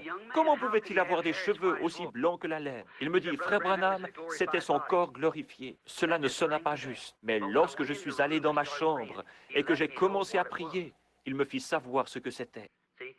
J'ai toujours prêché qu'il était Dieu, pas simplement un homme. Il était Dieu manifesté dans la chair. Dieu, l'attribut de l'amour de Dieu, les grands attributs de Dieu qui sont descendus et qui se sont révélés ici sur la terre. Jésus était l'amour de Dieu, lequel forma un corps dans lequel Jéhovah lui-même vécut. Il était la plénitude de la divinité corporellement. Ce que Dieu était, il le manifesta au travers de ce corps. Ce corps devait mourir afin qu'il puisse laver l'épouse avec son sang. Et notez que l'épouse n'est pas seulement lavée, pardonnée, mais elle est aussi justifiée. Voyez-vous, avez-vous déjà essayé de voir ce que le mot justifié veut dire? Par exemple, si Frère Green apprenait que je buvais, que je faisais de vilaines choses, et qu'ensuite il découvre que je ne les avais pas faites, et qu'il vienne me dire, « Je vous pardonne, Frère Branham. Vous me pardonnez? Je ne l'ai jamais fait. De quoi me pardonnez-vous? » Voyez-vous? Mais si je suis coupable, alors je peux être pardonné. Mais je ne suis pas encore justifié parce que je l'ai quand même fait. Mais le mot justifié signifie comme si vous ne l'aviez jamais fait du tout. Justifié. Alors le sang de Jésus-Christ nous purifie si bien de nos péchés qu'ils sont mis dans le livre de l'oubli de Dieu. Il est le seul qui puisse le faire. Nous ne le pouvons pas. Nous pouvons pardonner, mais pas oublier. Je peux vous pardonner, mais je me souviendrai toujours que vous avez fait ces vilaines choses. Alors vous n'êtes pas justifié, vous êtes pardonné. Mais aux yeux de Dieu, l'épouse est justifiée. Elle ne l'a jamais fait pour commencer. Amen. Elle se trouve là, unie au Fils de Dieu vertueux, sans avoir jamais péché. Pourquoi? Elle était prédestinée. Elle fut prise au piège dans ceci. Et maintenant, quand elle entendit la vérité et qu'elle s'est avancée, le sang l'a purifiée. Et elle se tient là vertueuse. Voyez-vous, il n'y a aucun péché du tout sur elle. C'est pourquoi le message appelle l'épouse à se rassembler. Voyez-vous, le cri de commandement et la trompette. Ce matin-là, il cria d'une voix forte, et cette voix réveilla Lazare. D'une voix forte, il cria, « Lazare, sors !» Voyez-vous, et la même voix réveille l'épouse endormie, ceux qui sont morts. Et la trompette, au son de la trompette, lorsqu'elle sonne, elle appelle. Une trompette a toujours appelé Israël à la fête des trompettes, ce qui était la fête de Pentecôte, la grande fête dans le ciel, et la fête des trompettes. Une trompette annonce un rassemblement, c'est un appel à la fête. Et maintenant, c'est pour le souper de l'agneau dans le ciel, le rassemblement de l'épouse, la fête des trompettes, le souper des noces. Nous avons vu cela sous forme de type.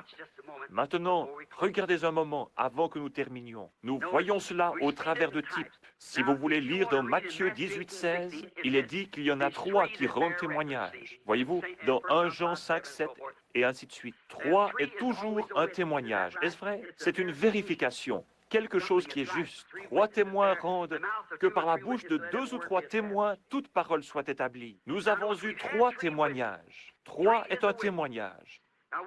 Nous avons déjà eu 3 enlèvements dans l'Ancien Testament. Saviez-vous cela? Comme témoignage. Maintenant, observez bien. Enoch en était un. Élie était l'autre et Jésus est le 3e. Jésus étant la clé de voûte, il rend témoignage. Il était la clé de voûte entre l'Ancien et le Nouveau Testament, parce qu'il devait premièrement mourir et ensuite être enlevé. Il mourut, revint à la vie et marcha avec nous, et ensuite il fut enlevé, parce qu'il était la clé de voûte qui liait les deux ensemble. Après sa résurrection et son enlèvement, regardez, après qu'il ait fait cela et éprouvé que l'Ancien Testament, nous savons tous qu'Enoch fut enlevé. Nous savons qu'Élie fut enlevé dans un tourbillon, n'est-ce pas, sur un chariot de feu. Et Jésus mourut, fut enseveli, ressuscita et vécut ici sur la terre, et ensuite il fut enlevé, la clé de voûte. Il y en a 3 pour rendre témoignage. Est-ce vrai? Maintenant, il y a un enlèvement qui est déjà passé. Saviez-vous cela? Voyons si nous pouvons vite lire cela. Allons dans Matthieu, le chapitre 27. Et vers le verset 45 du chapitre 27 de Matthieu. Voyons si nous pouvons le trouver très rapidement et voyons si nous pouvons en faire sortir quelque chose qui puisse nous aider. 27, 45, je crois que c'est ce que j'ai inscrit ici. Lisons. Mais depuis la 6e heure, il y eut des ténèbres sur tout le pays jusqu'à la 9e heure. Et vers la 9e heure, Jésus s'écria d'une voix forte, disant, « Eli, Eli, lama sabachthani », c'est-à-dire, « Mon Dieu, pourquoi m'as-tu abandonné ?» Et quelques-uns de ceux qui se tenaient là, ayant entendu cela, disaient, « Il appelle Élie, celui-ci. » Et aussitôt, l'un d'entre eux courut et prit une éponge, et l'ayant remplie de vinaigre, la mit au bout d'un roseau et lui donna à boire. Mais les autres disaient, « Laisse, voyons si Élie vient pour le sauver. » Et Jésus, ayant encore crié d'une voix forte, rendit une voix forte, une voix forte. Remarquez que lorsque Jésus mourut, il cria d'une voix forte et rendit l'esprit. Et voici le voile du temple se déchira en deux depuis le haut jusqu'en bas, et la terre trembla, et les rochers se fendirent, et les sépulcres s'ouvrirent, et beaucoup de corps des saints endormis ressuscitèrent. Et, étant sortis des sépulcres après sa résurrection, ils entrèrent dans la ville sainte et apparurent à plusieurs. Un enlèvement est passé. 3 sont arrivés dans l'Ancien Testament.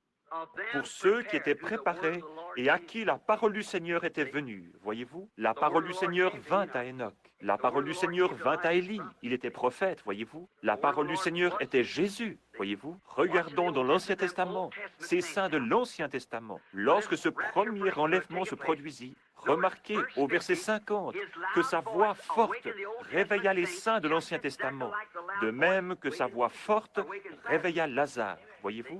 Sa voix forte les réveilla. Et le second s'accomplit dans 2 Thessaloniciens au chapitre 4. Lisons cela.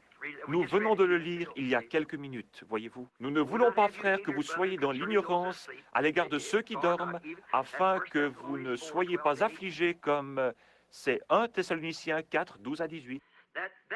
Ce sera le second enlèvement. Le second enlèvement sera l'enlèvement de l'époux. Les saints de l'Ancien Testament sont partis dans sa présence et le paradis fut supprimé. Les saints de l'Ancien Testament remontèrent à sa voix forte lorsqu'il pria et rendit l'esprit. Pourquoi? Le sacrifice, la propitiation de leurs péchés qu'ils avaient attendu. Ils croyaient que cet agneau parfait allait venir, c'est pourquoi ils offraient un agneau en sacrifice. Et quand il mourut et rendit l'esprit, il cria d'une voix forte, et les saints de l'Ancien Testament se réveillèrent. Observez ici, le cri de commandement et la voix, cela se répétera à sa venue. Voyez-vous, il rendit l'esprit, et quand il le fit, le sacrifice était alors parfait, et le paradis se vida. Les saints de l'Ancien Testament revinrent sur la terre, ils marchèrent sur la terre, et entrèrent avec lui lors de son enlèvement. David dit ici, « Élevez-vous, portails éternels, élevez-vous !» Il a emmené captive la captivité et a donné des dons aux hommes. Quand les saints de l'Ancien Testament entrèrent avec lui, ils dirent, « Qui est ce roi de justice? L'Éternel de gloire, puissant dans la bataille. » Et ils entrèrent en marchant. Jésus a emmené captive la captivité. Et le voici qui vient avec les saints de l'Ancien Testament. Et ils entrèrent dans les nouveaux portails là-bas et ils dirent, « Portes, élevez vos têtes, et élevez-vous, portails éternels, et le roi de gloire entrera. » La voix venant de l'intérieur dit, « Qui est ce roi de gloire? L'Éternel, puissant dans la bataille. » Portes s'ouvrirent immédiatement, et Jésus le conquérant emmena captive la captivité. Et ceux qui avaient cru en lui et à qui la parole était venue, les saints de l'Ancien Testament étaient couchés là et attendaient. Il emmena captive la captivité. Et il s'éleva, il prit les saints de l'Ancien Testament et ils entrèrent. Il y a un enlèvement qui est déjà passé. L'enlèvement suivant, comme décrit dans 2 Thessaloniciens, et pour l'Église, l'épouse. Elle doit ressusciter d'abord pour être enlevée dans la gloire. Nous les vivants qui demeurerons, c'est le corps qui est laissé ici sur la terre. Nous ne devancerons aucunement ou ne ferons pas obstacle à ceux qui se sont endormis, car la trompette de Dieu sonnera premièrement et les morts en Christ ressusciteront. Voyez-vous? Puis nous, les vivants qui demeurerons, nous serons ravis ensemble avec eux. L'autre jour, je me tenais au coin de la rue. Je me tenais au coin de la rue et je regardais le défilé du jour de l'armistice. Et quand il monte à la rue, j'étais là avec mon jeune fils Joseph. Premièrement, ce furent les vieux tanks de la première guerre qui passèrent, de vieux petits tanks. Après cela vinrent les gros tanks Sherman de la nouvelle guerre et les grands canons avec leurs bouches à feu et ainsi de suite. Avec leurs bouches à feu et ainsi de suite. Après cela vinrent les soldats et les mères de l'étoile dorée. Et ensuite vint un char qui portait sur la partie avant un cercueil pour commémorer la mort du soldat inconnu. Un soldat se tenait là, faisant la garde. Il y avait un fusilier marin d'un côté et un marin de l'autre. Une requête était écrite, et de l'autre côté, une mère de l'étoile dorée était assise. Elle avait perdu son garçon. Il y avait aussi une jeune femme qui pleurait, la tête penchée sur une table. Un petit garçon en haillons était assis à côté, des larmes coulant sur son visage. Il avait perdu son papa. Je pensais, quelle tristesse. Alors que je me tenais ici, regardant cela, je vois ces quelques soldats âgés qui marchent là tout estropiés, mais montrant avec fierté leur uniforme, parce qu'ils sont américains. Je pensais, oh mon Dieu, un jour, il y aura une déflagration qui viendra du ciel. Et les morts en Christ ressusciteront premièrement. Ces saints de l'Ancien Testament qui attendent là-bas une déflagration sortiront de là premièrement pour entrer dans la résurrection. Nous nous mettrons en ligne et nous irons dans les cieux. Ces vieux corps mortels changés, devenus semblables au corps de sa gloire. Quel défilé ce sera quand il commencera à se diriger vers le ciel un de ces jours. Dans ce temps de l'enlèvement qui est devant nous, oh, montrant fièrement le sang de Jésus-Christ sur leur poitrine, le message de Dieu de l'heure dans laquelle ils vivaient. C'est le moment que nous attendons, frères. Maintenant, regardez, pour terminer, la seconde résurrection, la première est passée, la seconde est proche maintenant. La troisième est celle des deux témoins d'Apocalypse 11, versets 11 et 12. Ce sont eux qui retournent avec l'Esprit de Christ pour témoigner aux Juifs comme Joseph le fit pour ses frères. Et vous vous souvenez qu'une fois morts, leurs corps restèrent exposés dans les rues pendant 3 jours et demi. Ensuite, l'Esprit de vie vint en eux et ils furent enlevés, ravis dans le ciel. Voilà vos 3 enlèvements du Nouveau Testament. 3 enlèvements dans l'Ancien Testament, tous sont passés. Maintenant, nous sommes prêts, attendant l'enlèvement des saints. Cela a été prononcé et cela sera ainsi. Lorsque Dieu dit quelque chose, les cieux et la terre passeront, mais cette parole ne faillira jamais. Lorsque Dieu a dit dans Genèse 1 que la lumière soit, il se peut qu'il y ait eu des centaines d'années avant que la lumière fût. Il dit qu'il y ait là un palmier, qu'il y ait là un chêne, qu'il y ait là un désert, qu'il y ait là une montagne, qu'il y ait là cette chose. Il prononça cela, voyez-vous, et aussi longtemps que cela sortait de sa bouche, sous la forme d'une parole, cela devait être manifesté. Cela devait l'être. Un jour, il appela son peuple à sortir. Il avait parlé à un homme appelé Moïse, au travers d'une colonne de feu. Une lumière, un feu saint et sacré. Le peuple ne voulait pas croire Moïse. Il dit alors, amène-les vers cette montagne. Ce matin-là, la montagne était enflammée. Il y avait des éclairs et du tonnerre. Et le peuple dit, ne laisse pas Dieu nous parler, mais que Moïse parle, de peur que nous périssions. Dieu dit, je ne leur parlerai plus comme ceci, mais je vais leur susciter un prophète. Et je parlerai au travers de lui, et si ce qu'il dit arrive, alors écoutez-le, parce que je suis avec lui. Il a prononcé cela. Il a dit que cela arriverait. Regardez le prophète Ésaïe. C'était un homme intelligent. Un homme qui avait l'estime du roi Osias, parce qu'il avait vécu avec lui. Or, le roi Osias était un grand homme, mais il essaya une fois de prendre la place d'un prédicateur. Et il entra dans le temple, il fut alors frappé de la lèpre. Et c'est ce que j'ai dit aux hommes d'affaires. N'essayez jamais de prendre la place d'un prédicateur. Non, monsieur, restez à l'endroit où vous êtes, voyez-vous. Faites votre travail, ce que Dieu vous a dit de faire. Si vous êtes un doigt, vous ne pourrez jamais être une oreille. Et si vous êtes une oreille, vous ne serez jamais un nez. ou un nez, un œil. Voyez-vous, restez à votre place. Vous avez entendu l'autre jour le message qui a été diffusé. Essayez de rendre un service à Dieu. David, le roi oint, et tout le peuple jubilait et criait que c'était juste. Mais il n'avait pas consulté le prophète de Dieu. Et un homme mourut et tout fut gâché. N'essayez pas de faire une faveur à Dieu. Attendez que les conditions de Dieu soient remplies. Laissez-le arriver selon sa façon de faire. Je commencerai cette grande chose, cela produira ceci. Oh, sois prudent, frère. David savait mieux faire que cela. Nathan était dans le pays en ce temps-là.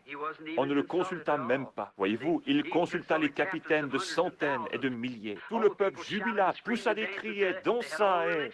Ils avaient toute l'animation religieuse. Mais cela n'était pas dans la ligne et dans l'ordre de la parole de Dieu. Et cela échoua. Toute autre chose qui n'est pas dans la ligne et dans l'ordre de la parole de Dieu échouera. Seule la parole de Dieu demeurera à jamais.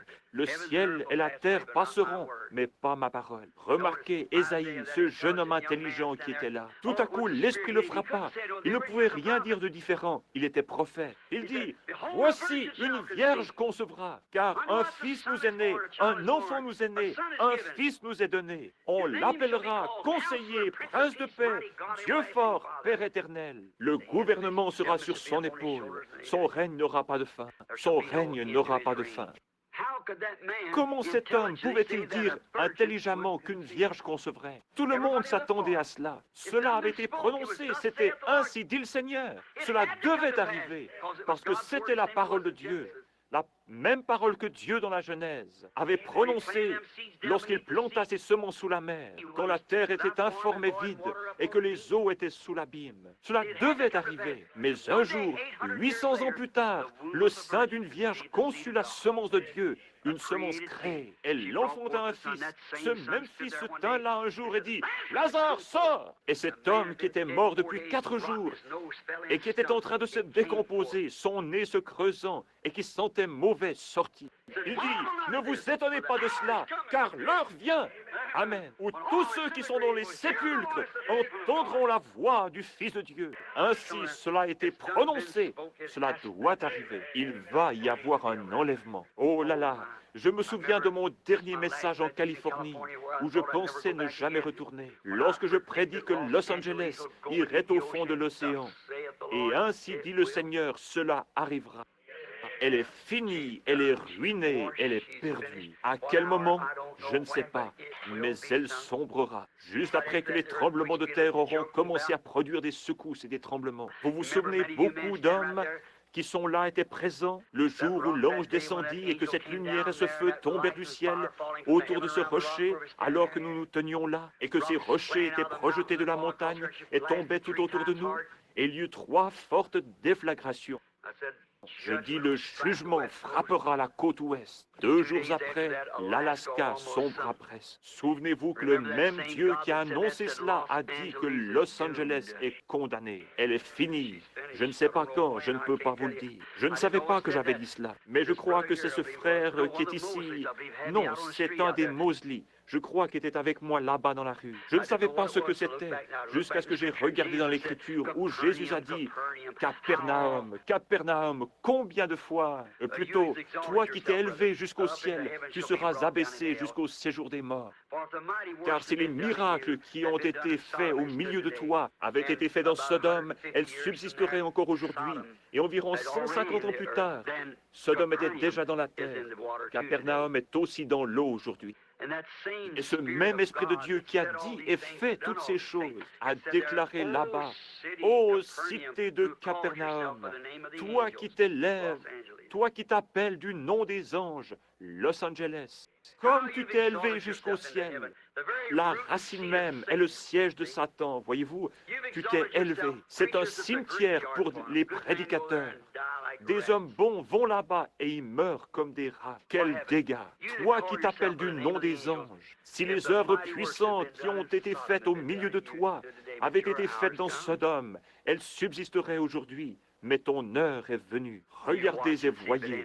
Si ce n'est pas cela, je suis un faux prophète. Voyez-vous, elle est là, elle se trouve là. Je me souviens de cette nuit. Avant que j'ai vu cela, j'ai eu la vision préalable de l'épouse. Je me tenais là et j'ai vu une très belle jeune fille, correctement vêtue, qui marchait dans cette direction. Il y avait quelqu'un debout près de moi dans la vision de l'épouse, et des voix disaient, c'est la vision préalable de l'épouse. Je la vis passer à côté de moi. Elles vinrent de ce côté et tournaient. Alors j'entendis l'église qui venait de cet autre côté. L'église d'Asie s'avança. Oh, quelle corruption! Puis l'église européenne vint. Oh là là! Et ensuite, j'entendis un air de rock'n'roll. Et c'était Miss Amérique, l'église. Et elle ne portait même pas d'habit. Elle tenait devant elle du papier gris, comme des journaux. Et elle dansait le rock'n'roll. Miss Amérique, l'église. Je me tenais là, dans sa présence. Je pensais, oh Dieu, comme prédicateur, si c'est cela le mieux que nous avons pu faire. Oh, vous savez comme vous vous sentez. Ensuite, je pensais, oh Dieu, cache-moi. Si je pouvais seulement m'éloigner d'ici. Si après tout ce que nous avons fait, c'est là le résultat. Si c'est ce que c'est. Et ensuite, ces femmes passèrent devant moi, faisant toutes sortes de balancements.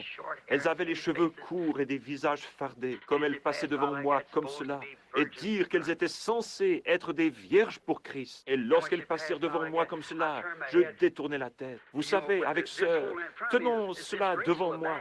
C'était scandaleux de voir leur dos. Elles allaient comme cela, et je détournais la tête pour pleurer. Je ne pouvais pas supporter cela plus longtemps. Lui se tenant là, et moi sachant que j'étais prédicateur de l'Église, et que c'était ce que j'avais produit pour lui. Je dis, oh Dieu, je ne peux pas regarder cela. Laisse-moi mourir. Laisse-moi disparaître. Et aussitôt que cela partit, chaque fois que l'une d'elles venait, elle repartait vers un certain endroit et disparaissait vers le bas. Et je n'entendais plus que le bruit qu'elle faisait en s'en allant. Et ensuite, j'entendis la mélodie de « En avant, soldats chrétiens ». Je regardais, c'était ce groupe de jeunes filles sanctifiées. Elles étaient exactement comme elles se présentaient au début, toutes vêtues correctement, leurs cheveux tombant jusqu'en bas de leur dos, paisibles et propres, marchant comme ceci au pas de l'Évangile. Elle était la parole, et il semblait qu'il y en avait une de chaque nation. Je regardais et je les vis passer devant moi. Au lieu de descendre, elles commencèrent à monter. Je remarquai que l'une d'entre elles essayait, que deux ou trois d'entre elles essayaient, sortaient du rang. Je m'écriais, restez en ligne! Et la vision me quitta. Je me tenais debout dans cette chambre en train de crier, restez en ligne! Je me demande, cela pourrait-il s'être déjà passé? L'épouse pourrait-elle être déjà appelée? Est-ce cela que nous traversons aujourd'hui? Elle doit être façonnée et faite à l'image de Christ. Et Christ est la parole. C'est la seule chose. Vous voyez, c'est là-dedans, dans la parole. C'est simplement, vous voyez, on ne peut pas y ajouter une seule chose. Il ne peut pas y avoir une femme avec une main comme un homme et de l'autre côté une patte comme un chien. Ce doit être exactement la parole du Seigneur, comme lui est la parole. L'épouse est une partie de l'époux. La femme est une partie de son mari, parce qu'elle est tirée du mari. Ève était sortie du côté d'Adam, et c'est ainsi qu'elle épouse. Elle n'est pas tirée d'une dénomination, mais elle est tirée du sein de la parole de Dieu pour ce jour. L'enlèvement, la trompette du Seigneur sonnera, les morts en Christ ressusciteront, et ils partageront la gloire de sa résurrection. Lorsque ceux qu'il a choisis se rassembleront à leur demeure au-delà du ciel, lorsque l'appel retentira là-bas, essayons tous d'y être, mes amis. Que Dieu vous bénisse. Cela a été prononcé, cela doit arriver. Cela arrivera. Et mes amis, personne ne désire mourir. Personne ne désire être perdu. Laissez-moi vous dire, quoi que vous fassiez, peu m'importe avec quelle assiduité vous allez à l'église et combien vous lui êtes fidèle. C'est bien, je n'ai rien à contre. Vous devriez aller à l'église. Faites cela. Continuez à aller à l'église. Mais quoi qu'il en soit, jetez au loin vos traditions et allez en Christ. Parce que cela va sonner un de ces jours.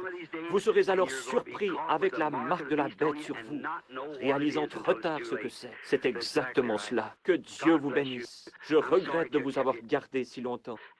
Je vous ai gardé trop longtemps, c'est vrai. Et l'offrande que vous avez recueillie pour moi, que je ne vous avais pas demandé, frère, c'est de la courtoisie.